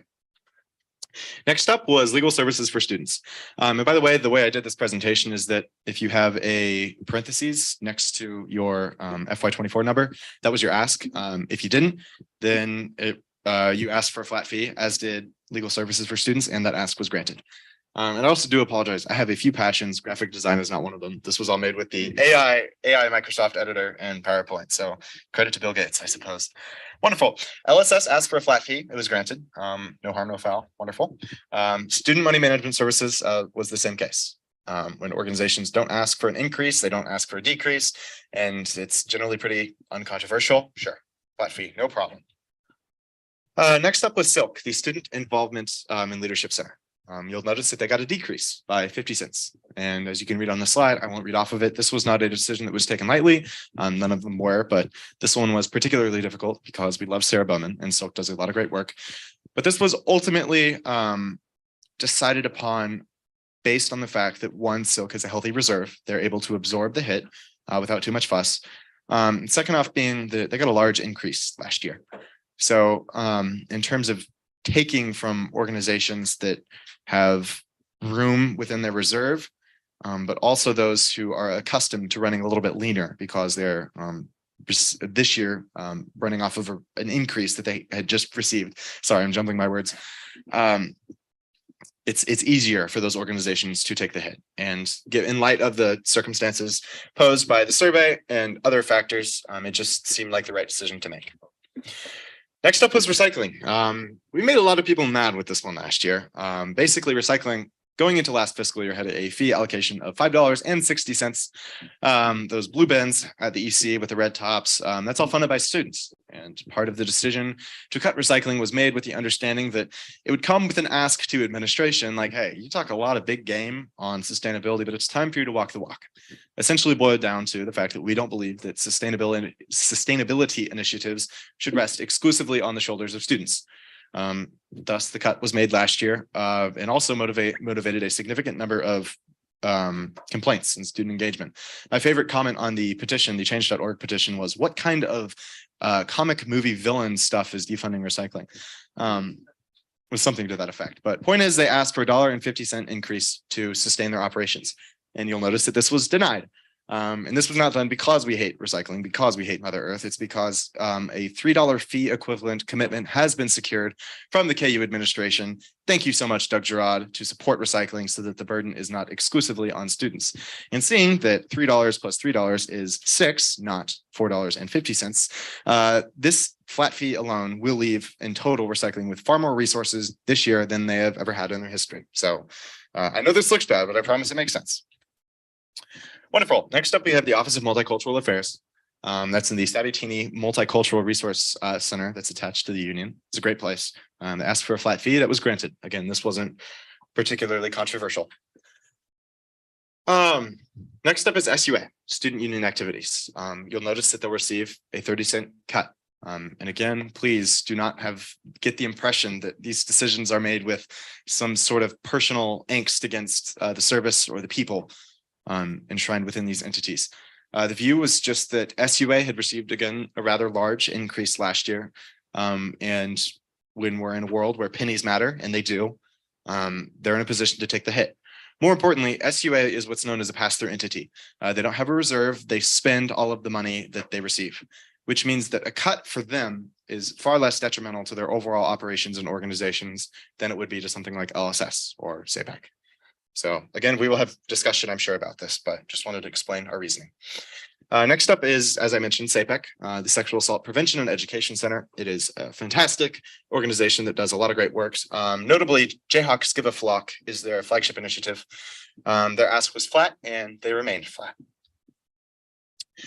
The Center for Sexuality and Gender Diversity is up next. Their ask was an increase of $1.50. You'll note that they were held flats.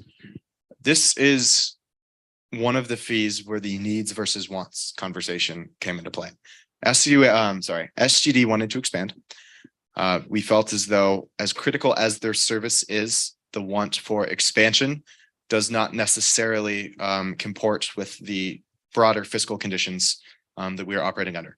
So in other words, as much as we love SGD, their ask felt more like a want and less like something that was absolutely critical to keep the lights on. That's why it was not granted. And again, SGD is fantastic. It provides a critical space in our community and on our campus. However, that was the basis of the decision that was ultimately made. Emily Taylor Center. It's the same rationale here. They asked for their fee to be close to double, from $2.20 to $4.20. Also, not made that up. This is a $2 increase. They wanted to hire an additional full-time employee, as well as expand an initiative for KU students that are expecting children. While we thoroughly sympathize with the mission of the Emily Taylor Center, again, this felt like an ask for expansion and not maintenance. And again, with the conditions imposed upon us by forces that we have no control over, it felt irresponsible to grant once when there are far more pressing needs on the table. And that is why Emily Taylor Center was held flat. Next up is the supportive services. So KSPHQ is the Kansas Suicide Prevention Headquarters, informally known as Headquarters. They run one of the suicide prevention hotlines in the state of Kansas. They are fantastic people. They do fantastic work. They receive $60,000 annually from the University of Kansas student fee. And then there's the Willow, which is a domestic violence shelter and prevention organization. Again, fantastic work. They receive $14,000 from us. And finally is the Sexual Trauma and Abuse Care Center. Again, clearly, these are all pressing needs in our community. The rationale behind funding them is that while these are not KU organizations, The reality is that college students at the University of Kansas will inevitably need them. And in addition to providing much needed support to critical organizations in our community, also has the potential of serving as a lifeline to students of our own that are in need. So it looks like they're getting a raise this year, and this is complicated. It's technically a flat fee because the previous treasurer made a promise, perhaps an ill-begotten promise, to these organizations that in fee equivalent of 80 cents would be made in an allocation from the reserve. Well, we can't do that. We're not allowed to transfer reserve funds to outside organizations. So these supportive services never actually got that 80-cent allocation. So the 80 cents came from the Educational Opportunity Fund and the Student Senate activity fee, 40 cents from each, in order to meet a shortfall caused by a prior commitment that we were unable to meet. So this is technically a flat fee. I know it doesn't look like it, but promise me, take my word for it. It is very complicated, but that is what happened. But now that this is consistent with historic funding levels for the supportive services. Okay, next is the Educational Opportunity Fund. Their fiscal year 23 allocation was $6.40. You'll notice this is decreasing, to $6. And this was an ask. They asked to be decreased because EOF works closely with Senate, and we realized that, oh shoot, we've got 80 cents that we have to find because we screwed up and made a promise to the supportive services that we were unable to keep. There were a few motivating factors behind this decision. One is that graduate studies was moved off of EOF, which covered things like travel expenses and whatnot for graduate students, which means that they had some cap space, if you will, open up. And we needed to find 80 cents to give to supportive services, and this seemed like a pretty good place to do it. So we granted their ask for a 40-cent decrease. Next up is the DEI fund. Again, I know this looks bad. I promise it isn't. Their fiscal year 23 allocation was 90 cents, and we cut them by 10 cents. The point of this was, one, as you can see, we were scratching for pennies at this point. We're going to get to the larger fees, and you'll see that the absolute necessity of these decisions will come into closer focus. But the DEI fund is projected to run a $12,000 surplus this year alone, on top of having a large reserve. So they were uniquely positioned to weather a 10-cent cut. No student groups are not going to receive money because of this decision. It is not as bad as it looks, I promise. That's the worst thing you have to say in politics, because, like, take my word for it, guys, but I assure you that this is not a decision that's going to negatively impact KU. Okay, next up is the Student Senate activity fee. Senate has a fee nestled within the many bundles of fees is ours, the one that supports this organization. It's known as the Student Senate activity fee, and its last year was $17.25. It is being reduced by 90 cents. So 40 cents of that covers half of the supportive services allocation. And the additional 50 cents was taken to contribute to CAPS, rec, and transit. This was done because the money was needed, and secondly, because the Student Senate reserve is large. It's close to $250,000, and it was frankly well positioned to take this kind of hit. So here is the proposed budget. This will go through block tomorrow officially, but $4,500 for office supplies, $11,000 for the travel fund, $4,500 for the pizza budget, $113,000 for salaries, $13,000 for everyone's favorite national newspaper, the New York Times, totaling to the Senate office budget of $146,000.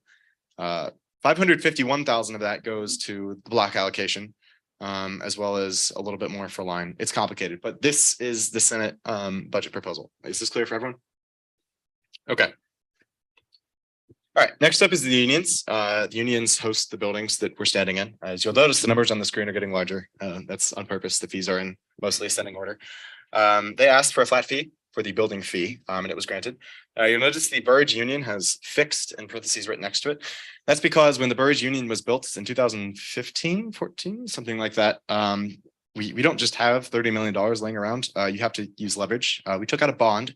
That $18.70 is a payment on the bond. So we can't touch that unless we want to default on our debt and downgrade our credit rating, but the CFO's office has advised against it, so we won't try it. Next up is our bundle of health fees. These are some of the most critical on campus, as identified by, one, our survey, and second, just the sheer fact that they're big. Watkins is the largest fee. It's $135.60. They were asked to remain flat, and that ask was granted. The facilities fee, which maintains Watkins building in which CAPS is housed. Can I get a time extension for the speaker? I'm so sorry, guys. One from Holly. 10 minutes. Chris, you agree? All right. And is there anyone who objects to a 10-minute time extension for our speaker? All right, seeing none, that is passed. Time is extended. Okay, facilities fee, $3.50. That's the beautiful building next to the rec center and Cat Fed. Looks a little bit like Wesco. There's a reason that fee is so cheap. I'll just put it that way. Next up is CAPS, the Counseling and Psychological Services. It's housed within Watkins. Guys, you got to be a little tongue in cheek with this. Come on. Counseling and Psychological Services is exactly how it sounds. It's therapy for students. Mental health was one of the preeminent concerns identified in our little survey. And their ask was $7. This is a titanic ask, and it would have eaten up half of what we were permitted to grant on top of the existing fee. We increased them $5. This was the bare minimum to keep the lights on. Thematically, keeping the lights on is a phrase that's going to get used a lot here, just because these organizations are in such desperate needs of funding to just operate, to exist. $5 was the absolute minimum that CAPS needed in order to maintain operations at its current level, which, although we acknowledge are already insufficient to meet the demand of an ongoing and sweeping mental health crisis, particularly among people our age. It is the best that we are able to do and at least maintain services at the current level. Next up is Burnt Nash. Burnt Nash is a Douglas County-based mental health inpatient treatment center. Essentially deals with more complicated psychiatric cases than CAPS is equipped to deal with. Fun fact, Transit will actually provide free rides to KU students who need access to the services at Burnt Nash. So Burnt Nash is fantastic. And as part of this fee, Burnt Nash is supported by Douglas County. So in county, it's like going to an out-of-state school, for example. If you're not a Douglas County resident, your taxes don't support it, so you pay a higher rate. As a condition of us funding Burnt Nash, KU students, regardless of where they're actually from in the state of Kansas, will receive access to care at Burnt Nash at the Douglas County resident rate. It's a fantastic program and lets us support some of our students in moments when they need it. Okay, next up is recreation. One of the second of the three increases that we granted. Their operations fee was increased by $1.25. This was much less than their $4.25 asks.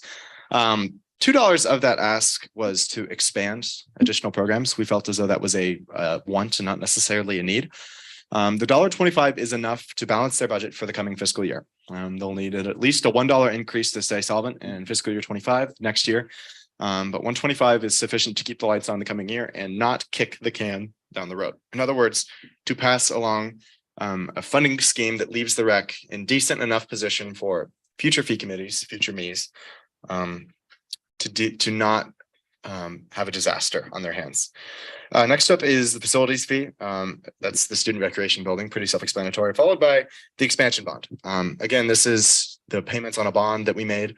Fun fact, this expires in fiscal year 27. So particularly those underclassmen in your twilight years of college, conversation on expanding the rec because this bond expires will be occurring. Stay tuned. It will be great. Anyway, that's all the rec. Finally, this is the whale of our fee package, if you will. This is transportation.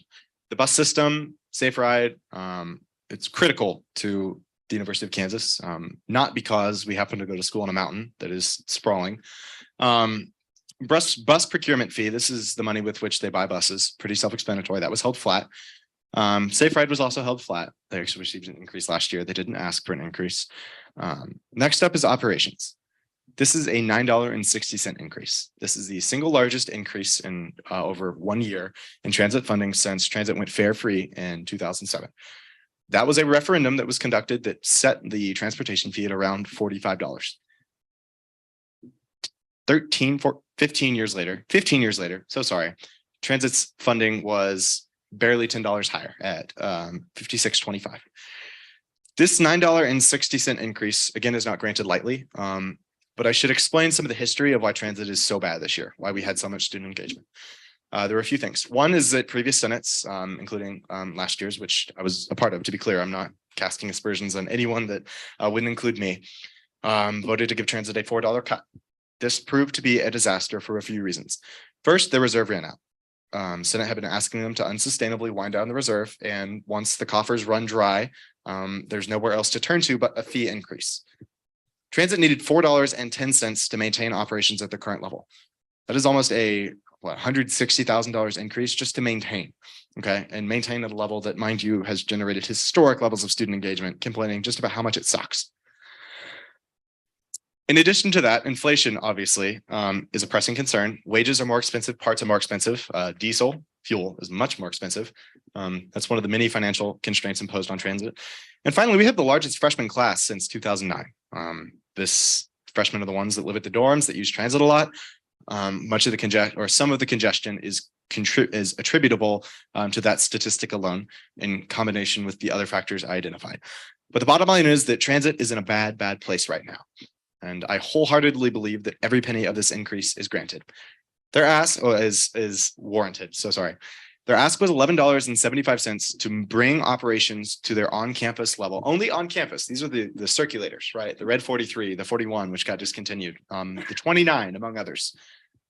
$11.75 was the amount required to bring those routes to last year's level, right? In order to restore all of transit's operations to last year's level required a $26 increase. Obviously, that wasn't going to happen. $9.60 in my heart of hearts, I feel like isn't enough, but that is the best that we can do with the constraints that we are imposed. This is still a historic increase. If I had it my way, I would give them all the money that they needed, but we can't. So that this is $9.60 that is making history, and that will hopefully make our campus more accessible for everybody in coming fiscal years. Okay, here's the total. Again, it's a increase of $14.45. We do not take this lightly, but this is what our campus needs in our judgment. You are more than welcome to disagree. Raising the total allocation to $507.05 with the multiplier applied. This means that we are allocating $21 million if you add an additional 5,000 on top of that figure. This is a lot of money. This is frankly a lot of power that we have in this room with us today. As we move into debate and discussion, I just want to remind you all of the gravity of what we're doing.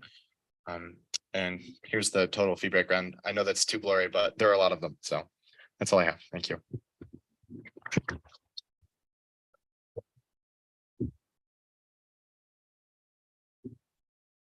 All right. I presume there are many questions on the floor, perhaps not. We currently have about 3 minutes left. If so, I can't speak for everybody on the committee, but please, if you have questions about why decisions were made, let me know. I mean, that's what I'm here for. So. Oh, question from Zachariah.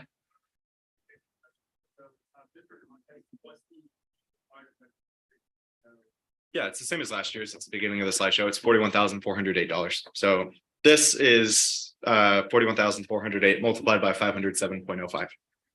That's the projection of the total amount that we're allocating today. Any other questions? All right, thank you very much, Camden.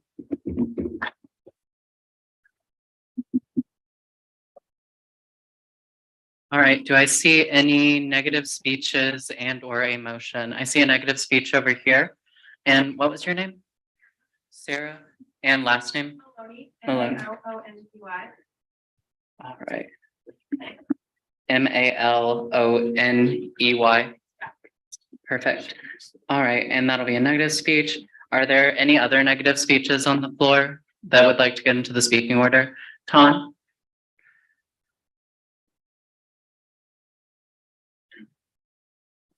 All right, Holly, negative speech.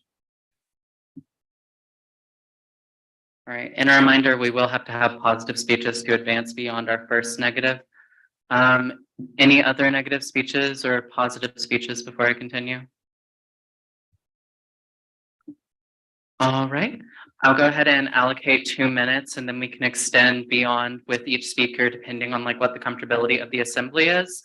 I will say we have about 10 o'clock as like a hard stop for when we're going to need to start to move out of the union.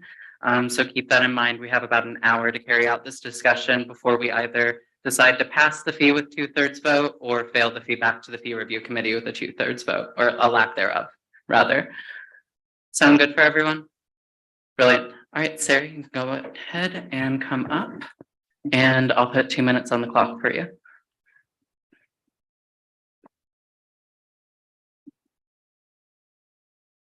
Hi, everyone.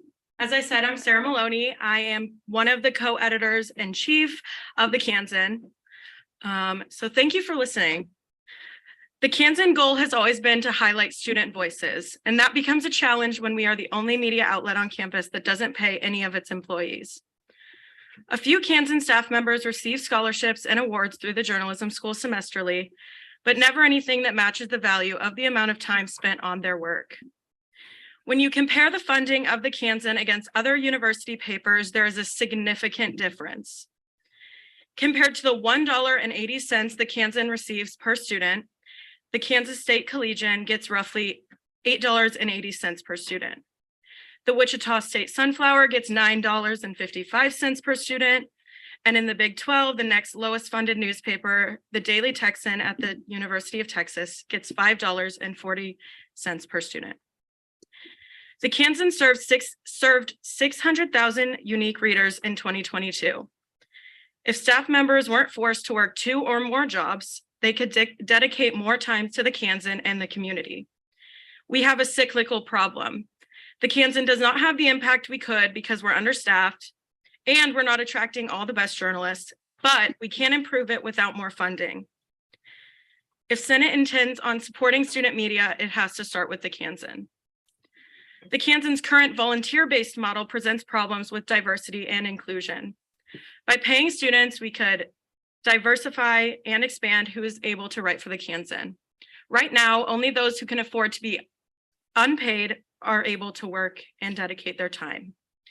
If we paid students, doors would open for those who are economically disadvantaged. This would in turn increase the diversity of our staff, something that would be beneficial for years to come.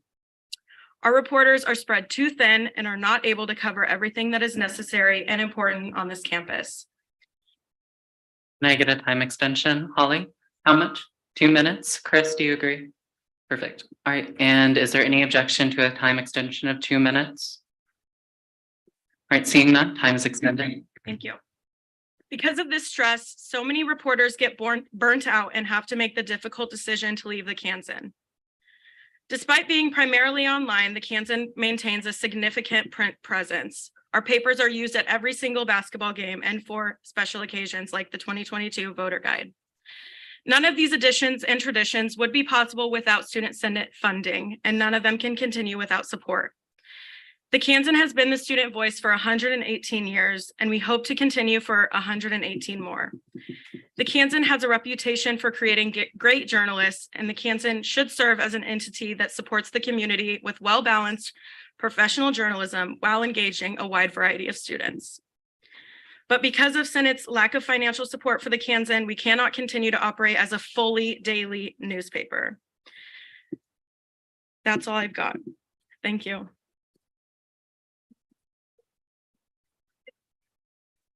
If anyone has questions, I can answer. All right, do we have questions, Danae? And is there anyone else who has a question? Josefa? All right. You talked about how you'd like a increase because of due to like diversity. So can you explain further like how you'd use the increase to diversify? Well, at this point, as I said, the students that write for the Kansan are only those that can afford to write for free. We don't pay really any reporters, and if we do, it's a very small amount. Sorry, could I ask a brief follow-up to that? We only have 20 seconds. If I can get a time extension, Josefa, would you mind Danae asking a follow-up? All right, and time extension from Samantha for how long? 5 minutes. Second from Austin. All right, is there anyone who objects to a 5-minute time extension? Seeing none, time is extended. And Danae, you can go ahead and ask your follow-up, and then I'll go to Josefa. So then are you talking about like cultural diversity or economic diversity? I think that more obviously speaks to economic diversity, but it's kind of a cyclical issue. So by keeping more journalists, I think we would be able to find more and do better at recruiting. All right, Josefa.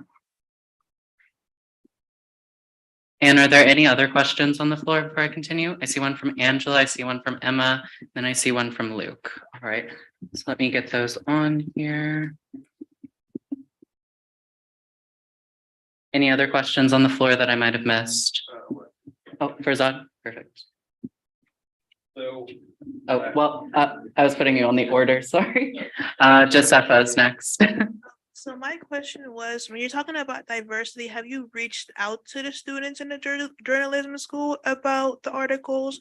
Or did you research it online to see the statistics of using the funding to pay your students to reach out to these economic diversity? Or is it just something that you, I don't know, like that you saw would be an opportunity to raise the funds? Right. That's like three questions. My fault. Are you asking if we've like seen if people would be interested in that? Yeah. Nick, I'm gonna defer to you. Sorry, what's the question?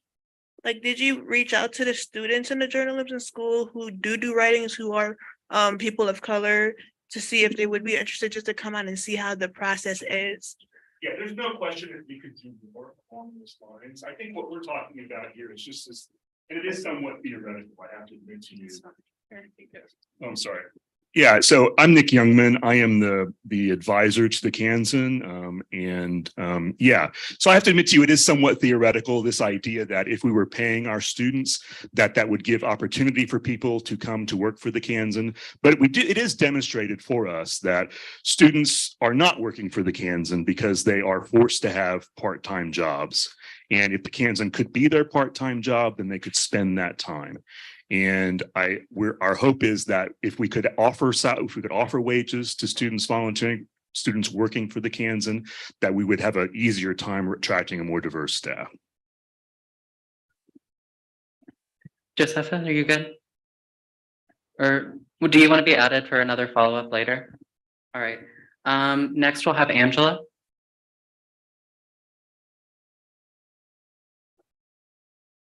Hi, so thank you for your presentation or your speech. I know it takes a lot of courage to like stand up there and like answer questions. So thank you for being here. So my question is about outside funding sources, because I know historically the UDK has received funding from other places that's not just Senate. So could you speak to what that looks like currently and your projections for the next fiscal year? Yeah, I think that's a better question for Nick because I don't know exact numbers and I don't feel comfortable speaking on that. Sure. I apologize. What was the question again? Outside funding sources now and in the future. Right, so there is advertising funding. We're budgeted to have about $80,000 in advertising funding in the current budget year. A lot of that pays my salary, and it also pays for the software required to keep the Kansan online. You, Angela. Next we have Emma. Are you able to catch that, or would you want to grab this one up here? Perfect. And we have about a minute left with like 4 questions. Holly? 10 minutes, second from Vander. All right, is there anyone who objects to a 10-minute time extension for our speaker? Seeing none, time's extended by 10 minutes. All right, so Emma, you can go ahead. Okay, so you talked about a couple different numbers of different like Kansas University papers. Are those all like are they hourly wages? Are they the same scholarship thing that KU does? Are they stipend? Like how do they pay their writers? Okay, though the numbers I said, those aren't wages. That's what they get from their student fees. Okay. Yeah. Good, would you like a follow-up later? All right, let me go ahead and get that in. And next we have Luke. Angela asked. Ah, perfect. Farzad? I'll let her do her follow-up before we get.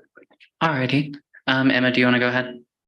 So with what you're allocated, does it go towards like how do they pay their people? Is it from like a stipend? Is it the same scholarship program like KU does? Or is it like hourly wages? Because those different systems are going to be like need a different amount of money depending on what system you choose. So like what of those schools are what and like how does that? Okay, yeah, I'm not sure. Okay. Is anybody aware? Yeah. So my name is Matthew Patil. I'm the news editor of the Kansan. I've spoken with a couple other of these universities. Based on what I've been told, other universities pay their reporters hourly, and they will pay them for 10, 15 hours a week. If that is what we also propose to do for our staff in our fee proposal, is pay them 10, 15 hours a week. hopefully that answers your question. Is that good, Emma? Perfect. Farzad? Oh, yeah, we can just go ahead and pass this one down, or I might need this one, honestly. Can we get a catch box? Thank you, Angela. It's broken. Yeah. Kelsey. Okay. Hey, Emma, I went ahead and. like, sent you died a mid-meeting. document That answers your question. So if you check your email, it should be there in about a minute. So the document that I just sent Emma, first time met you, is kind of what my question is about. So during the presentation that the UDK gave to the fee review committee, they gave a breakdown of projections for where the wages would be going and how they would be distributed in a rank file order. And from your speech, what I gathered is that you're trying to get better reporting, better access to people who are disadvantaged. But what I'm seeing based off of the breakdown of where these funds are going is that the first position that will make the most is the editor, then the business manager, the managing editor. Farzad, is that a question or are you? I was just phrasing it and then I'll. Okay, if you can quicken the preface. Okay, Thank you. reporters are at the bottom. So is it more of a preference to your editorial staff or is it more so for better reporting? Okay, I think what we had discussed before was it would be up to an editorial staff to decide who gets what. Nick, is that what you were thinking? Yeah, I mean, most of the work of the Kansan is in the editing and in the planning of it. And so those, we're trying to make sure that we can pay those people for their time. And then at the end of that list, we do have ranked out, we have listed out we would pay 3 senior reporters covering our most important beats. Now, that list is somewhat theoretical, and our philosophy at the Kansan is always that whoever the editor-in-chief is gets to set, the budget of who is paid what, or that's how it has worked in the past when the Kansan had paid staff before, and that's what we would suggest going forward. So it really depends on the priorities of the editor at the time. Follow-up question. Granted. So if you were to receive below $1.80 increase, let's say $1, would you say that some of those bottom ranked reporters, even though this is a theoretical diagram, would not be compensated and that the reporting quality as a result would not go up per se? I think if we were to be able to pay the editors, that we would see better reporting because you would get a lot more coaching of young reporters. And that's how student newspaper staffs work, is people start typically as reporters, but they're highly coached by a senior staff. And it's those senior staffs putting in the 15 to 20 hours a week. And that's what we're not having right now, I think, is that we don't have that coaching for our young reporters that we really need. Right. And I have a question over here and then Josepha. Sorry, what was your name? Oh, yes. All right, Josepha. Okay,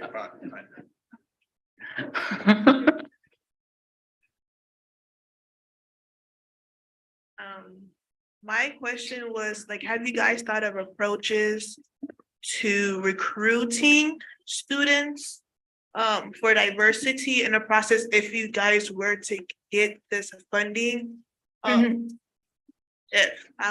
Yeah, I think always it's been our goal to be better at recruiting, but it's just been hard with the lack of staff we have right now. But yeah, I think that's definitely a priority with more funding. But how? What events? Would you guys go out and talk to them?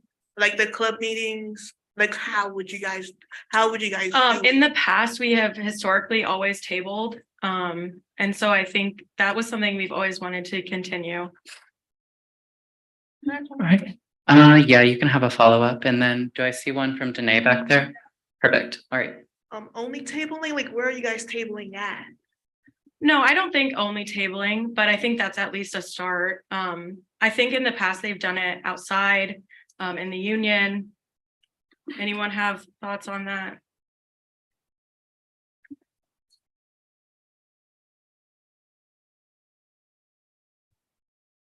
It's clear that we need to do more in terms of recruiting, and I'm the first to admit that. And one of the reasons more doesn't happen is that we don't have that paid staff to do that work.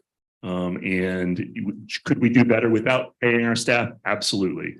And I'm learning how the Kansan works. I started in August. This is clearly a place where we can massively improve. I think we could commit to doing that. Right. And I had a question over here. What was your name again? Dorothy? All right. And you can ask your question and then Danae will have you after. Someone mentioned that reporters used to be paid. I just was wondering what the rationale was in having them not be paid anymore. Yeah, this is a little bit of a long story, but to give you the 10-second version of it, as advertising revenue declined, and that's a universal problem with all local media today, the student wage budget did not decline in tandem with that advertising revenue. The Kansan ran up about $400,000 in deficits over a decade. Those deficits were dissolved. My predecessor did that work, but the plan to keep this Kansan sustainable was to have an all volunteer staff, which I think was a poor decision, and that's what we're hoping to undo. Does that get to the point of your question? Lovely. And Danae? Yeah, okay. So my question is just like, I think trying to get to the point of what like Josepha was trying to address is like, how can we trust that you will use these funds to try and diversify your group when like you haven't done anything already to try and get a diverse group of reporters? So how can we trust that you will actually use that funding to try and do that? Because what it seems like kind of is this is just kind of like an idea kind of like off the dome to try and like get more funding. Yeah. But it doesn't seem very sincere. Right. I understand that. I personally, I have seen how the Kansan is trying to progress right now. And I know you obviously haven't seen it, so you don't have to take my word for it at this point, but I can tell you that that's my goal. I won't be here next year, but that's my goal for everyone else. And I think that comes with the support we're trying to garner now. And I had a question from Samantha and then a question from Angela. All right.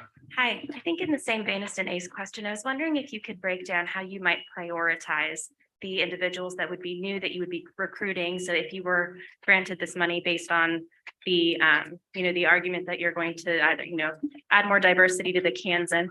So how would you kind of show, or how would you allocate those resources to the diverse, I guess, reporters? Yeah. Over reporters that are already there. We've discussed this idea of having like another kind of student advisory board that's different than the Kansan's advisory board now. This would be like students from all parts of campus who we, just ask for advice for what they want to see, what the problems with the Kansan are, and what they would like changed. So I think that's something that we have thought of as a priority. All right, we do have one question on the floor. Do I see a time extension motion? Motion to extend time from Blake by how long? We only have one more question left. 3 minutes. All right, do I see a second anywhere? Objection. All right. Where was the second? Sorry. All right, Ethan. Perfect. All right, and since there has been a move that's been properly withdrawn. All right, so I will once again call any objections for that motion. You seconded. Yeah, but then you withdraw. Huh? Then you withdraw. Yes. You seconded, so I'm confused, I suppose. Yeah, you'll leave it as a second for a 3-minute time extension. Yeah. All right, is there anyone who objects to a 3-minute time extension? Going once, going twice. All right, time is extended. Angela, please ask your question. Thank you to my colleagues. So I guess considering the financial constraints that we are working under, what is your rationale for this being a want versus this being a need? Like, what's your 2-sentence pitch, want versus need, considering the conditions we're working under? I think paying the staff is our number one priority, at least some of them. Because that will breed a better work environment and a better leadership situation. I think that's our main goal. Whether that's the doubling or just a fraction of that. Can I ask a follow-up? Yes, you may. So. And then Chris, did I see a question from you? I'll get you added.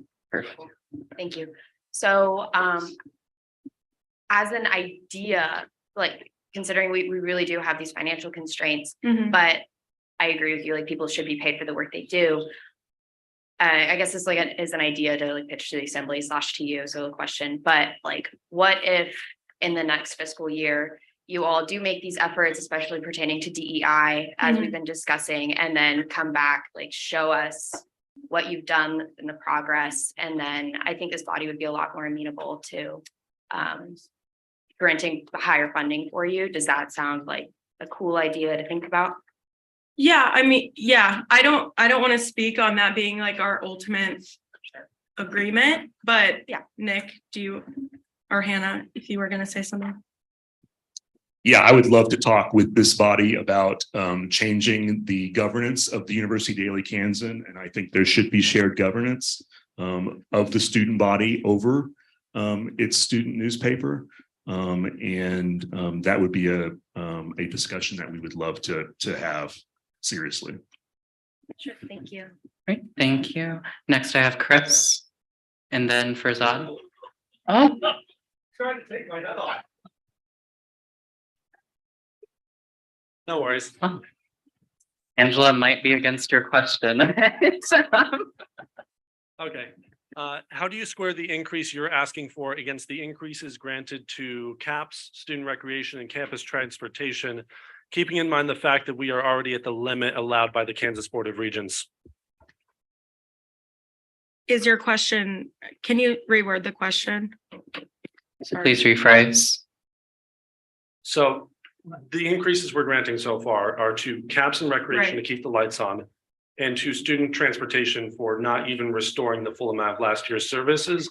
And we already can't increase the fee anymore. Why should UDK receive its fee increase? Hannah, did you want to speak on it? Hi, I'm Hannah. I'm the other co-editor in chief. So I became co-editor in January, and until then I was working 3 jobs. I recently had to quit one of those jobs because of the time constraint it had and my ability to give credible work for the UDK. And so I've personally felt a big financial decrease in that. So you would see like an immediate impact on students themselves and the work that you guys see and read every day. But yeah, I just want to share a little bit of my story so you can maybe put a face to what you're reading and thinking about. Thank you. Hannah, did you want to add anything, Sarah? Or No, I'm okay. Brilliant. All right, so we are out of time currently. We do have one more question on the floor from Farzad. Do I see a motion to extend time? All right, motion from Austin, 3 minutes, second from Blake. Is there anyone who objects to a 3-minute time extension? Objection from Austin. All right, well, with that objection being made, we will go ahead and do a vote. I'll withdraw my question. You'll withdraw your question? Oh, well, then withdraw your motion, I'm presuming. Yeah, all right, so with that motion being withdrawn, there's no more time on the floor. Thank you for your time. Thank you.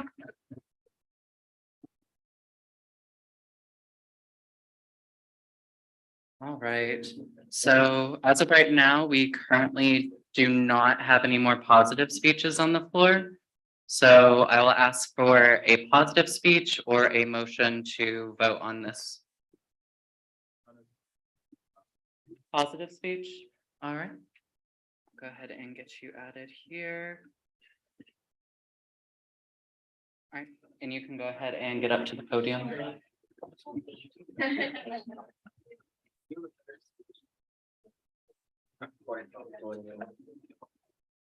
All right, and any other speeches on the floor, Chris? Could we get 10 minutes for this speech so we don't have to like extend 5 times? I suppose we could, yeah. I do want to keep sort of like conversation brief if it can be. So could we maybe say like 5 minutes per speech from now on? Yeah, okay, I feel more comfortable with that, especially since we only have about 50 minutes left before we should close out of session. So yeah.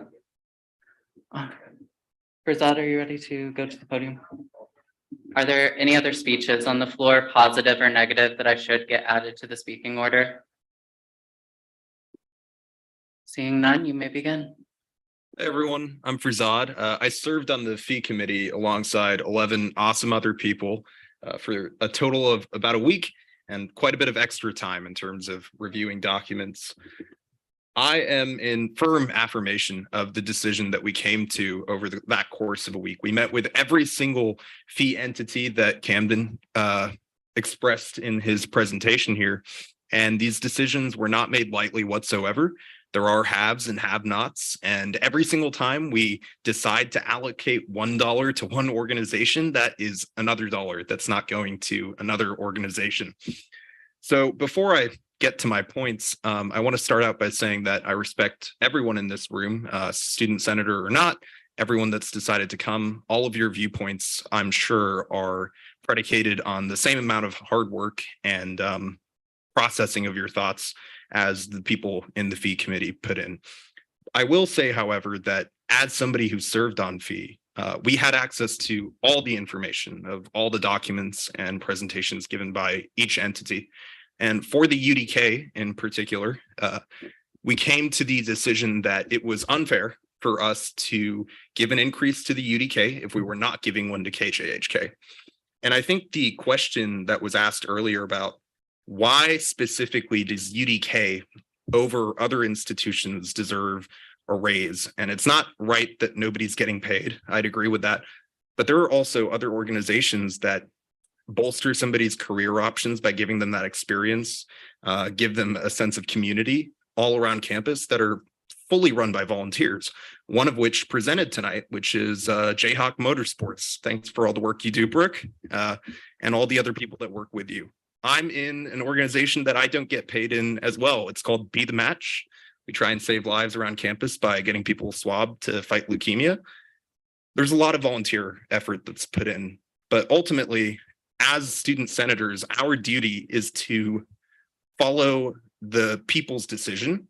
And the best metric we've had to date is that survey that was shown to you at the beginning of this presentation, where the vast majority of students said they wanted a better increase to transportation services. Let's be very clear about what we're doing here tonight, just with this fee package. We are maintaining CAPS, which is the psychological services provided by the school. We're not increasing it. That was the second biggest ask from the students that demonstrated their views in that poll, to get better psychological services. Let's be very clear. We're not giving them better psychological services. We are literally just keeping the lights running so people can keep going to their therapist. Because if we don't, those people are going to quit and there will be no psychological services given by this institution. So that's $5 already taken out from the budget. Now the buses, those 300 some responses where students were angry enough to write in the survey. They were not angry enough to write about UDK. Some were angry enough to write about KJHK, but most of them were angry enough to write about buses.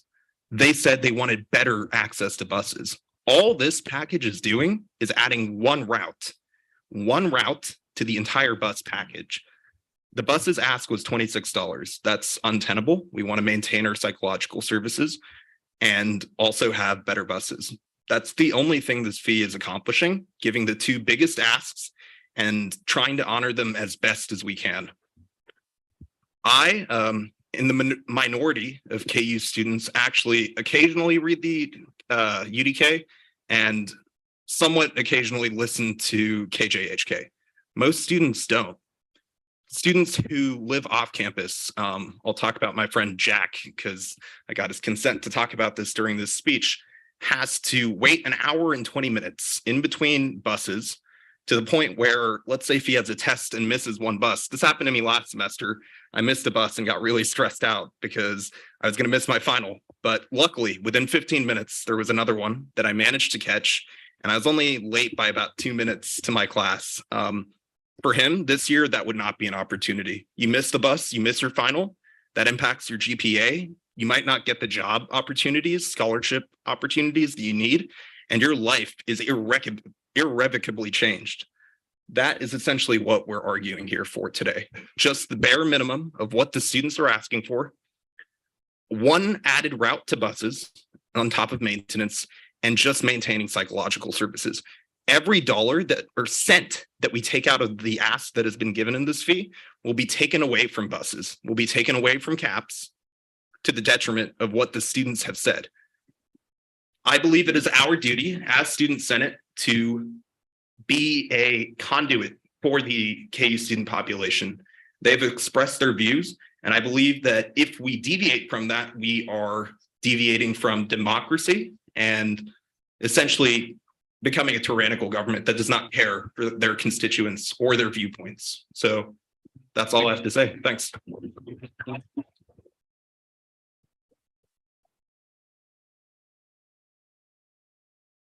All right, so we are out of time. So now we will go to the next speech we have on the floor from Ton.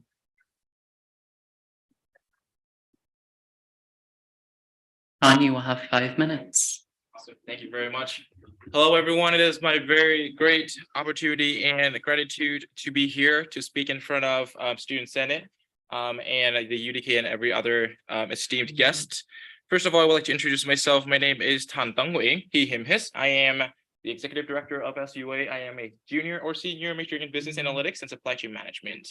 A little bit of credibility. I am representing student union activities, SUA, and myself has been on the, I have been the vice chair of the Social Justice Council of Student Senate last year. I have been the DEI Fund chair of Student Senate last year, and I have been the representative to sit on the required campus fee committee, subcommittee last year. So I have been in the room that 12 people have been this year. I understood all of the struggle and all of the time management, and everything that we have to go through. And we understand, and we really wanted to thank you all for your support, your time, your mind, and everything that have been going through. Not just the students, all of the staffs who have been working great on this. I personally understand it, and I think all of the students also appreciate and understand it. I think we are all doing something for one common mission: to protect students' rights, to make sure that we are putting our efforts into students, and to make sure that we are fighting for our students, because we were established because of the students, for the students, and by the students. And I think that is not something to argue here, but what we would like to bring to the table is that our perspective of as an organization that serve 39,000 interactions every single year, putting on 150 events every year, and have been living on this campus for 85 years, going through a pandemic with no weeks of non-activity. We have an activity at least every single week during the pandemic. So that has been a proof of how we've been fighting through even a health pandemic to make sure that we are serving the Jayhawks on campus, to make sure that we are pushing the Jayhawk mission and make sure that students are being elevated in terms of their experience on campus, to boost their retention rate and to boost their graduation rate. I'm going to say that we would like to thank Student Senate because we had a chance to present our achievements and success. We have been reaching out to students. We have been elevating students. We have been assuring that students have the mental and physical well-being on campus by putting food out there to make sure that students are able to combat food insecurity. We are putting stress relief activities out there so students who have a stressful day of schoolwork can feel that they are relieved. They can socialize, they can have friends, and they can be somewhere that they don't have to think about the stressful workload of the upcoming day.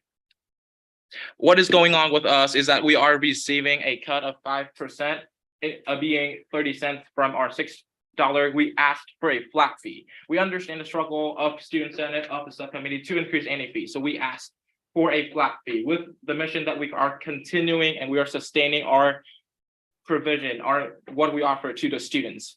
But what we have is a cut, a decrease. I agree that it is a very difficult decision to come through, and I have been in that position too. But it is just what we would like to say. That is equivalent to $12,600 of fee revenue loss for SUA. That means 16 events are not going to be able to be put out by SUA next future, as we promised to students. That is another time equivalent to 5 weeks of inactivity. No activities on campus because SUA put on from 3 to 4 activities every single week with free food every single morning, Monday morning and Thursday afternoon. A lot of the students, a lot of staff and faculty came to our events because they know for consistency that food is going to be there, that their breakfast, their pastries and coffee is being paid for and catered for by SUA on a Monday morning, a Thursday afternoon, and a Thursday night.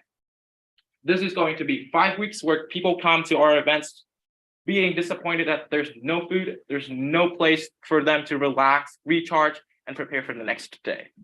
Another point we would like to point out is that we are every single dime of free revenue that SUA receives goes back to students. We are a pass-through organization. We don't have any reserve. This does more harm than benefit for us if we receive a cut because of the inconsistency that we are providing. We promise students to continue the level of work and effort we are putting on, but we do not have the ability to do that next year with this cut. This is inconsistency. It hurts us more. We do not have a reserve to wind anyway. Like we can disproportionately rewind it. We do not have the ability to do that.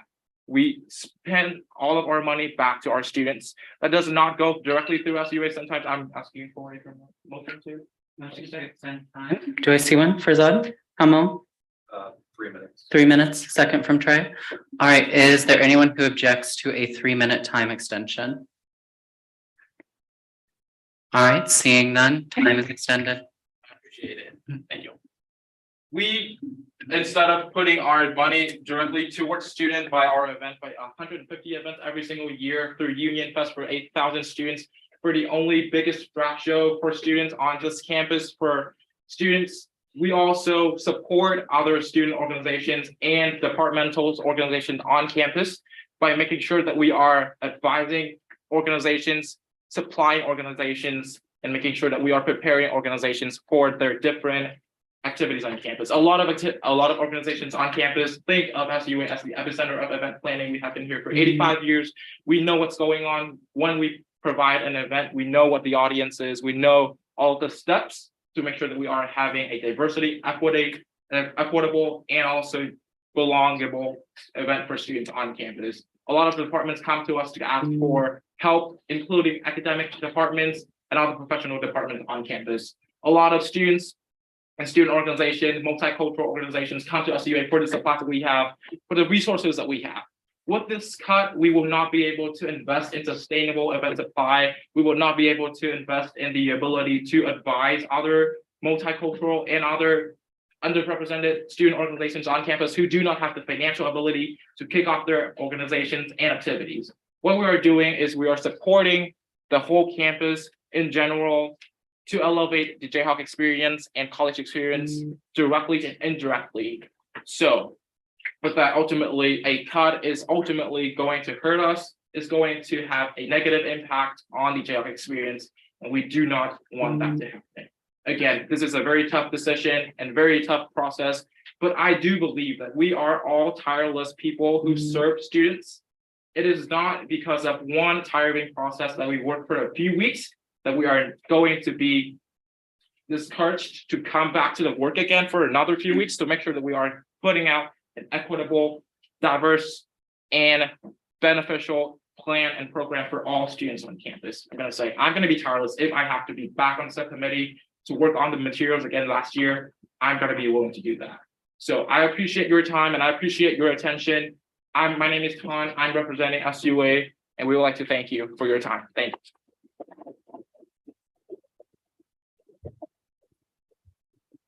And I am open to any and all questions. Thank you. I see a question from Chris, and we do have 30 seconds on the floor. So, Holly, 10-minute time extension. Do I see a second from Vander? All right. Is there anyone who objects to a 10-minute extension to speaker's time? All right, seeing none, time is extended. Do you believe the harm to students through this 40-cent reduction outweighs the benefit to students through better access to mental health care, on-campus transportation, and student recreation?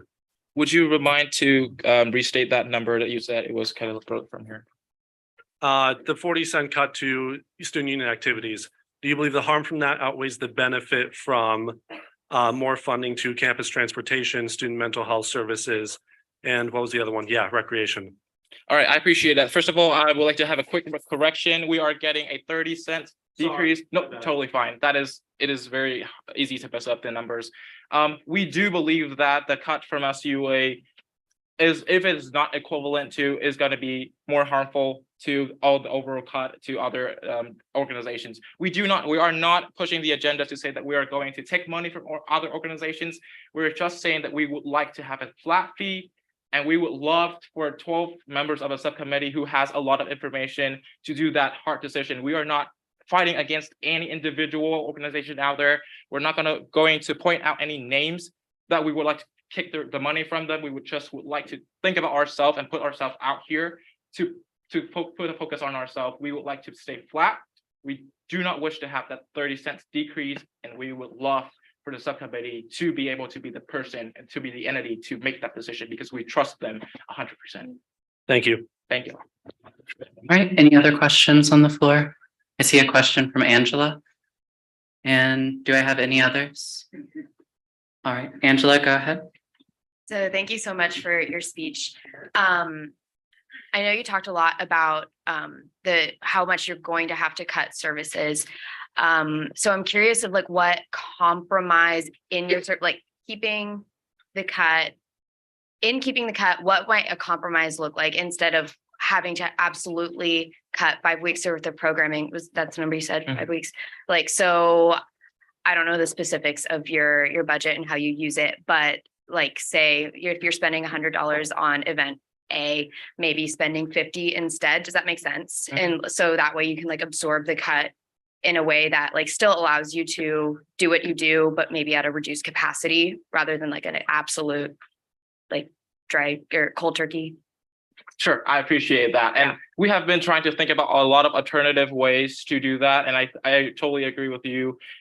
We really want to do that. But one of the things that constrain us is our promise to students in terms of quality of the events we put on for students. A lot of the events are going to be something that has been traditional going on for decades. And we cannot ourselves ethically reduce the amount of food we put out for students every time, because it has been a habit of students. We do see a consistent trend of students going on, if not more students bringing their friends come. We do not feel comfortable and ethical to cut on any event that in terms of quality. But we can't cut on the quality because they understand it's not happening. They do not have to expect the same amount of quality of the event. We are happy to really sit down and try, because I know we're all tireless to serve students. We are willing to sit down and think about alternative ways to do that. But one way or another, it's still going to be 16 events being cut. It can be not 5 weeks of activity, but I'm going to say that adds up to 5 weeks of activity. And again, ethically, we have been putting out 3 events at least every week, and we do not feel comfortable cutting that to 2 or 1. So that's what we have to say. Sure. But I appreciate it. Yeah. Any other questions on the floor? Vander? Thanks for coming tonight, and we appreciate all the work that you've been doing for students on campus. And my question is, do you have any other sources other than Student Senate? Thank you for that question. We do not have any other sources other than Student Senate to put on our events. Every single money that we receive is from Student Senate for the past few years, and we apart from receiving money, sometimes we give out money or supplies for free for students or food for students. So we're more like putting out money than receiving any other sources. Any other questions, Ethan? Yeah, let's not. All right, so thank you so much for coming out here. So if you are a pass-through organization and you're receiving a 5% cut, how does that correlate to a 33% decrease in number of events you can host in a year, just going off of 11 weeks out of 16? Did you say 33%? Okay. Yeah, just cutting 5 weeks out of the 16 weeks with a 5% decrease. Awesome, I appreciate that. I'm gonna say I do not agree with that 33%. I do not mistrust your math, but I'm gonna say the way that we do the math is $12,000 and $1,600 from that multiplier by with the multiplier fee multiplier number of $42,000 times 30 cents. It's going to be $12,600. That is equivalent to a whole budget of one committee. We don't want to get into internal audit here, but it is a whole committee within SUA, and each committee is required to put out at least 16 events every single semester. 16 events we put out from 3 to 5 events every week. 16 divided by 5 is 3. 16 divided by 3. What was that? Can you do the math, please? 5. Yes. 16 divided by 3. Sorry, I'm so sorry. Yes, 16 divided by 3 is about 5 weeks. So that is how we come to the math of 5. So we do not see that 33%, but we come to the math that way. Appreciate it. We are currently out of time. I don't see any other questions on the floor. So thank you very much, Todd. I appreciate it.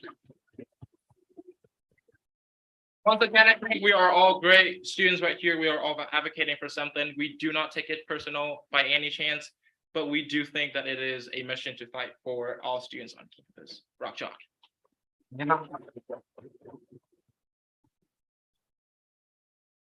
All right, currently I do not have another positive speech. Colin? Perfect.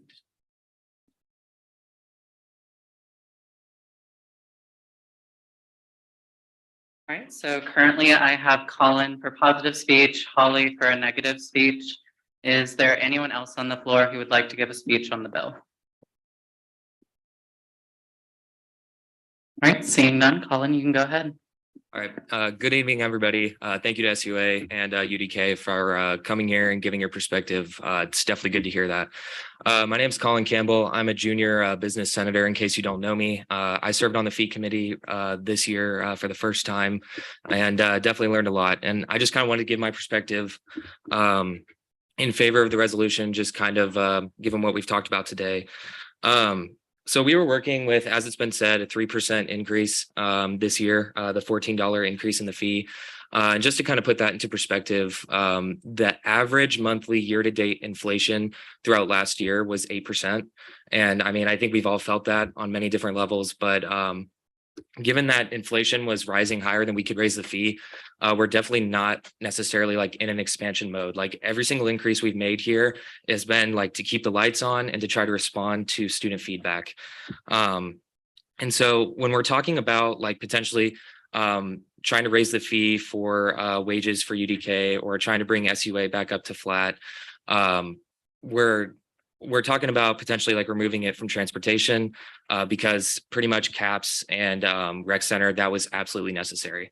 And so with all the student body, or the majority of the student body who responded to us talking about how transportation is so important to them, it's kind of a big move for us to be able to do that. The other thing I wanted to mention in regards to raising those things is that we're not necessarily trying to say that like we don't agree with the mentality there. I think in a perfect world or an ability if we could raise the fee more, I don't think it'd be very hard to convince people that that is something that we should do and that that's a noble cause. But just given the circumstances that we're working under, it's just very difficult to reach that mission. So, I mean, I think if we were to vote no on this legislation and it was to go back to the committee, transportation, the excess we gave to them is kind of the only place we could pull this from without hurting other organizations. And in terms of what the student body wants, from what they've made clear from the survey, I personally think that that would be kind of going against their wishes. I understand the weight of what we're discussing tonight, and I promise this isn't the type of thing that I imagine others on the committee will view as like a win or something that we celebrate. I mean, ultimately, we're just maintaining lots of different things. It's kind of hard personally to like ask the student body to pay more money and to be like in a position where we're just maintaining things, but that's kind of the reality of what we've been given. But given what's being discussed here tonight, the weight of the Assembly's decision is immense. I encourage each voting member tonight to think about our duty to the student body, think about how the decisions we make here tonight directly influence where each penny goes for thousands of students that attend this university.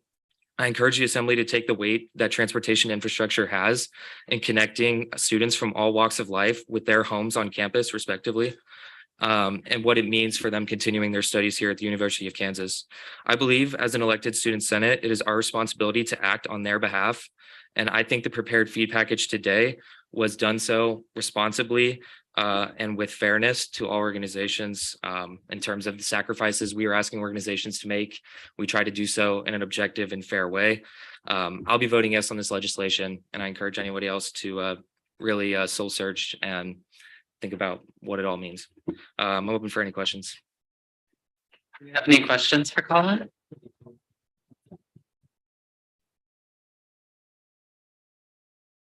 Post clap. Any questions?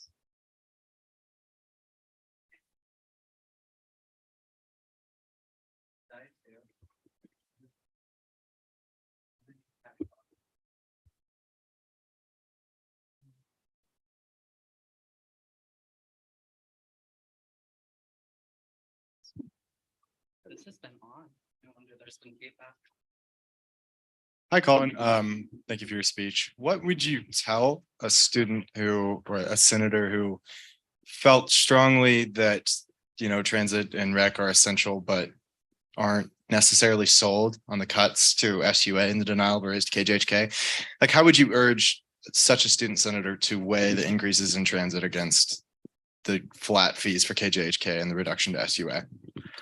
For me, at least, you know, from my point of view, I think the student input there is crucial in terms of that. And then, like I said, I mean, in terms of like what we're doing for transportation, this is not necessarily an expansion of services for them. I mean, we're still just trying to catch up from the hole that they were in last year. And so I don't think we're necessarily expanding anything here. And like I said, I don't think we're in the climate to do so. And so I understand that there could potentially be disagreements with some of the ways that things were allocated, but I think that, like I said, I think we allocated funds in a fair way in terms of basically what the students wanted through the survey. Thank you. And we are out of time currently. So unless there's a time extension, are there other questions on the floor? Oh, perfect. So I see a time extension from Ton. Do I see a second from a voting member? Second from Blake? All right. And is there anyone who objects to a 5-minute time extension for questions? All right, seeing none, time is extended. All right, and you can go ahead and ask your question, Ton. First of all, thank you so much for your speech, and I believe. My question is just, with all of the information that you currently have and with all of the effort that you have already been putting into subcommittee, I appreciate and I understand that it has been the fairest decision that all the subcommittee has been going through. If tonight the student voice has been raised and the bill happens to not be passed and it comes back to the subcommittee and finance council, do you think the subcommittee is going to be willing and is going to be happy to sit together again and be tireless again as fighters for students and Jayhawks to be again fair and equitable for all students to reconsider the bill in accordance to the students' voice in this room tonight? Yeah, I appreciate the question. I can tell you that from my experience working with the individuals on the fee review committee, that everybody is dedicated. I don't think there was one moment of bad discussion that we had or anything like that. And I am fully confident in everybody's ability to rediscuss things. But again, I don't think that necessarily changes the hard limits that we have on things and what we can do. I think, of course, we're going to discuss everything and we're going to do our duty as representatives of the student body. But we'll still be working under the same ceiling, essentially. So, yeah. Any other questions on the floor? All right, seeing none, I do have a point of information. So like, for just like knowledge here, like it is just one route that gets added by the increase to the transportation fee, correct? It would be one route. How many routes would it be? A bus on a The route. routes, well, okay, Okay. so the routes thing, this is a very complicated discussion. Essentially, the way it works is it was $4.10 to increase or to maintain service, right? To put a bus on a route for an entire year, this means like one bus running 9 to 5, 365 days a year costs in fee equivalent like $4. Okay, so you might look at that figure and think, well, by God, why aren't we just increasing transit in $4? What does that additional, $1.50 that we're giving them actually do for them? And the answer is a lot. It is no guarantee that it is actually, I would say, highly improbable that transit would just take part of 4 cents of that increase and say, all right, we're putting one bus on a route, right? What it does do is it gives them the flexibility to throw buses on routes during peak usage times, right? Like, for example, the Red 43 gets really busy right around 9:30 a.m., 9 a.m. or whatever. What they can do is they can put a bus on that route for an additional extra hour during that time and alleviate the congestion and guarantee that students are able to get to class. It's frankly untrue to say that transit can only, increase service in $4 increments. That's not the case. Every additional penny that transit receives increases the level of services that KU students receive, and as a result improves the accessibility of our campus and the ability of students to get to class. Thank you, Camden. All right, and any other questions on the floor? All right, thank you very much, Colin.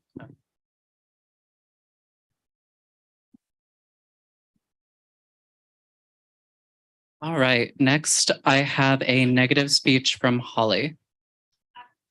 Yeah. Yes. Currently, we have 18 minutes till.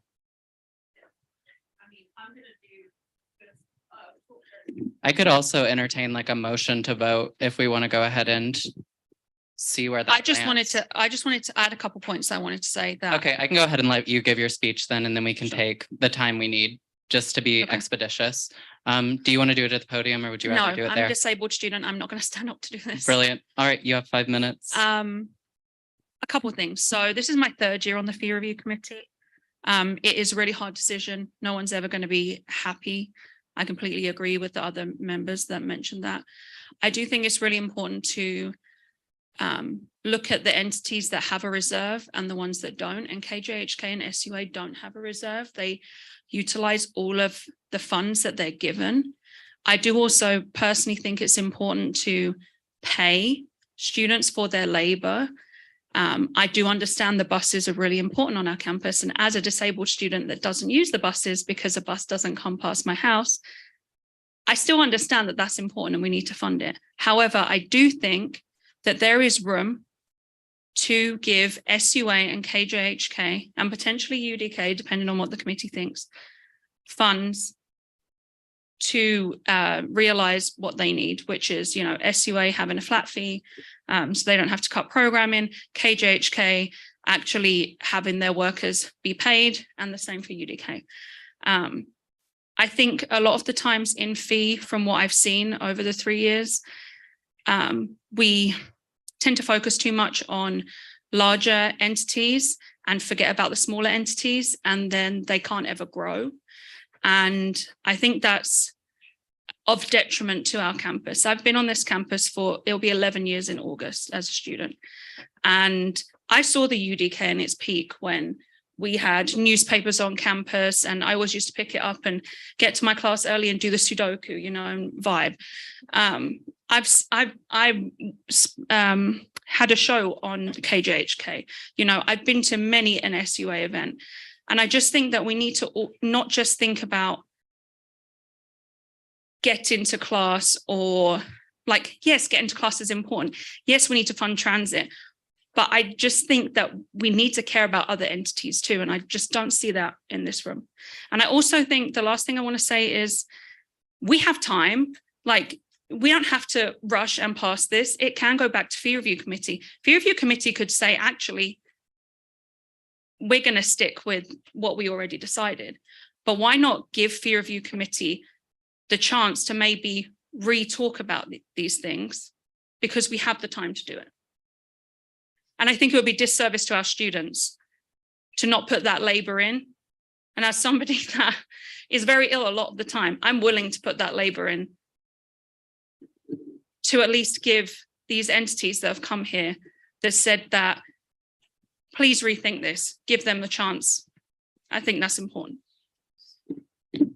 I saw a question from Camden and then Chris. And can I also ask, is there anyone else who has a question on the floor? All right, Bander. All right, so Camden, Chris, Bander. Okay, Holly, thank you for your comments. I'm just wondering, you mentioned you want to fund KJHK, you want to fund UDK, you want to fund SUA. Where are those funds coming from? I think they should be taken from transportation, as I said. Okay. I think that's very obvious that I said that. Huh? Can I have a follow-up? Chris and Bander, are you all right with that? Yeah.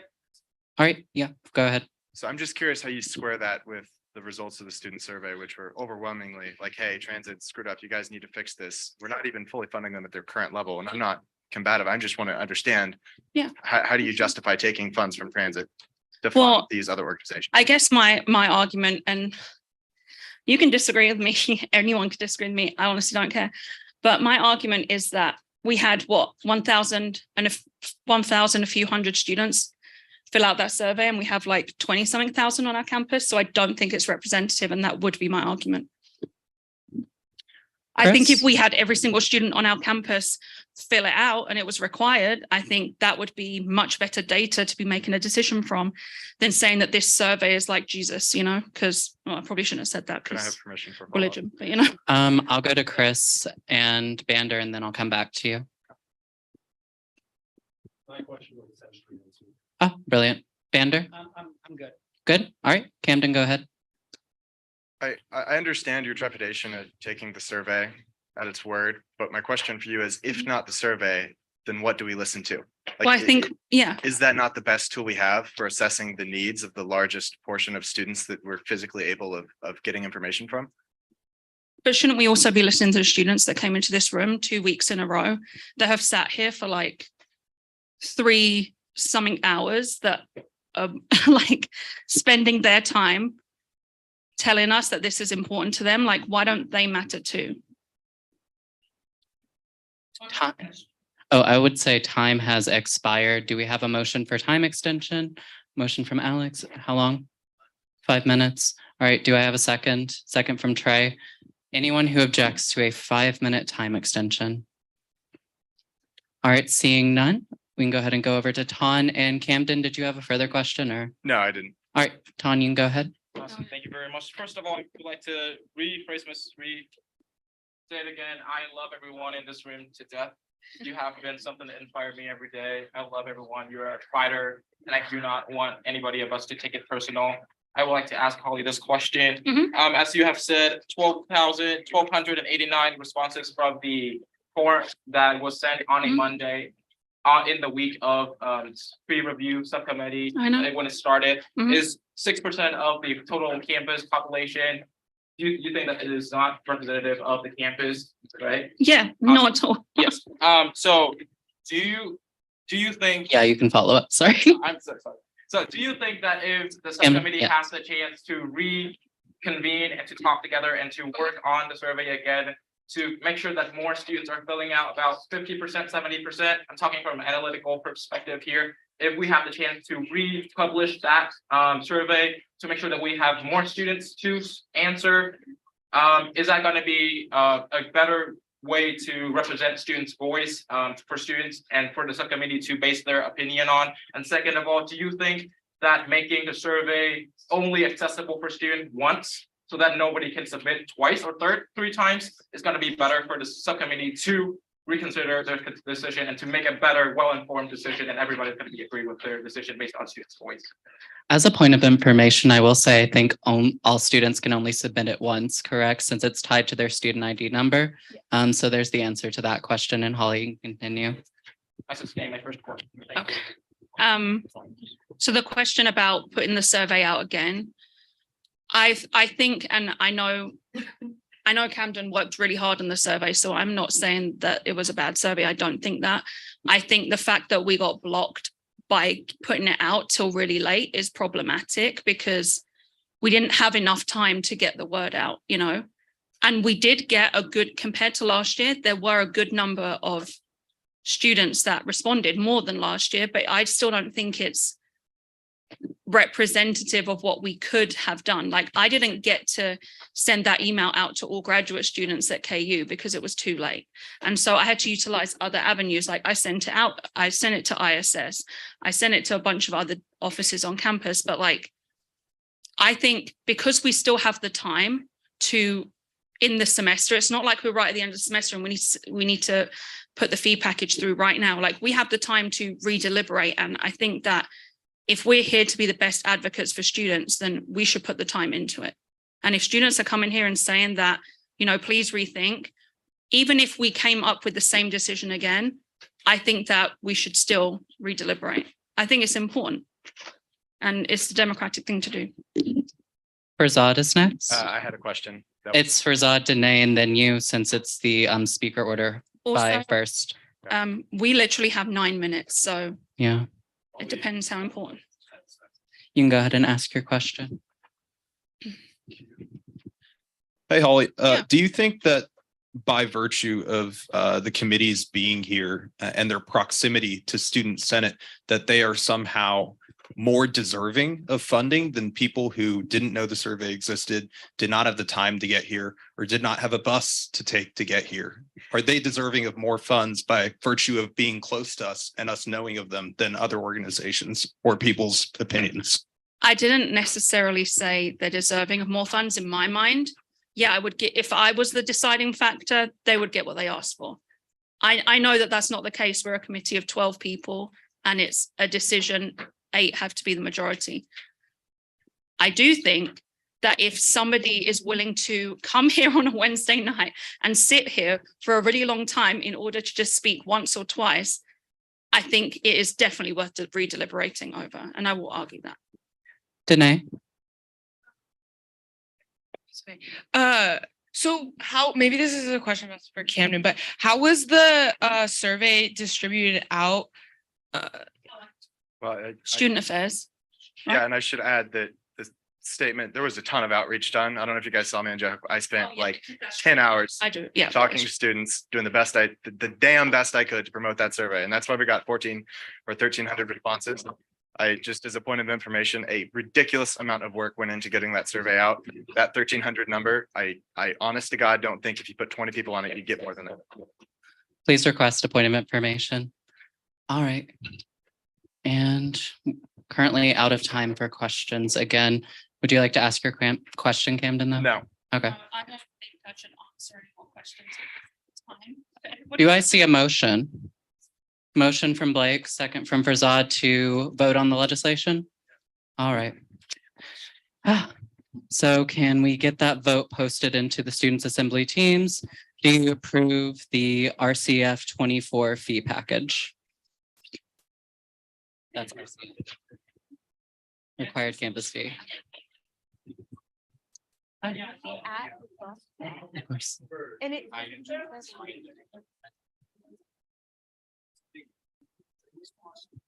Oh, really? Interesting. Hmm. Yeah. I think Right, there was- you know, it's weird. Yeah. Um, Also, Ton, I did have something to connect with you about after. All right, the campus fee pack. Sorry, everyone, just want to get us out quickly. The campus fee package is up on Teams for a vote. Reminder, it does require 2/3 to pass. And so if it does not obtain that requisite 2/3, it will be sent back to the fee review committee to be reconsidered.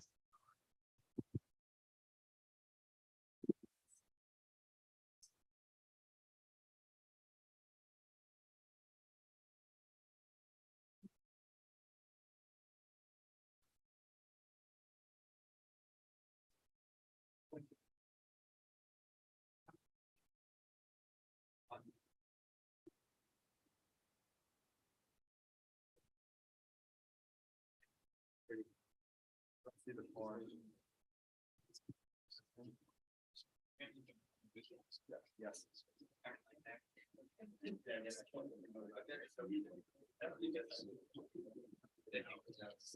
What's 10,000 voice vote?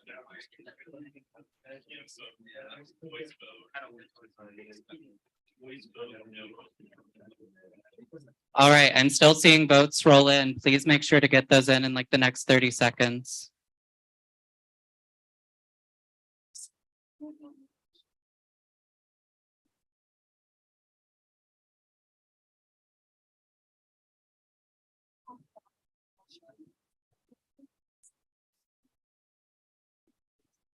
All right. Has anyone who has the ability to vote on this matter not yet done so? All right, seeing none, I will move to close this vote.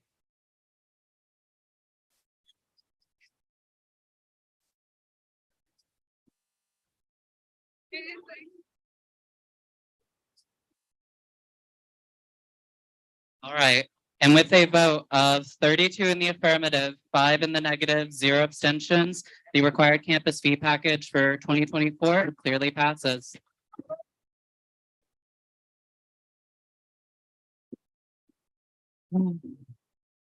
Thank you for your work, Camden. Do I see a motion to adjourn? Motion from Emma, second over here. All right, and so with that, we are officially adjourned.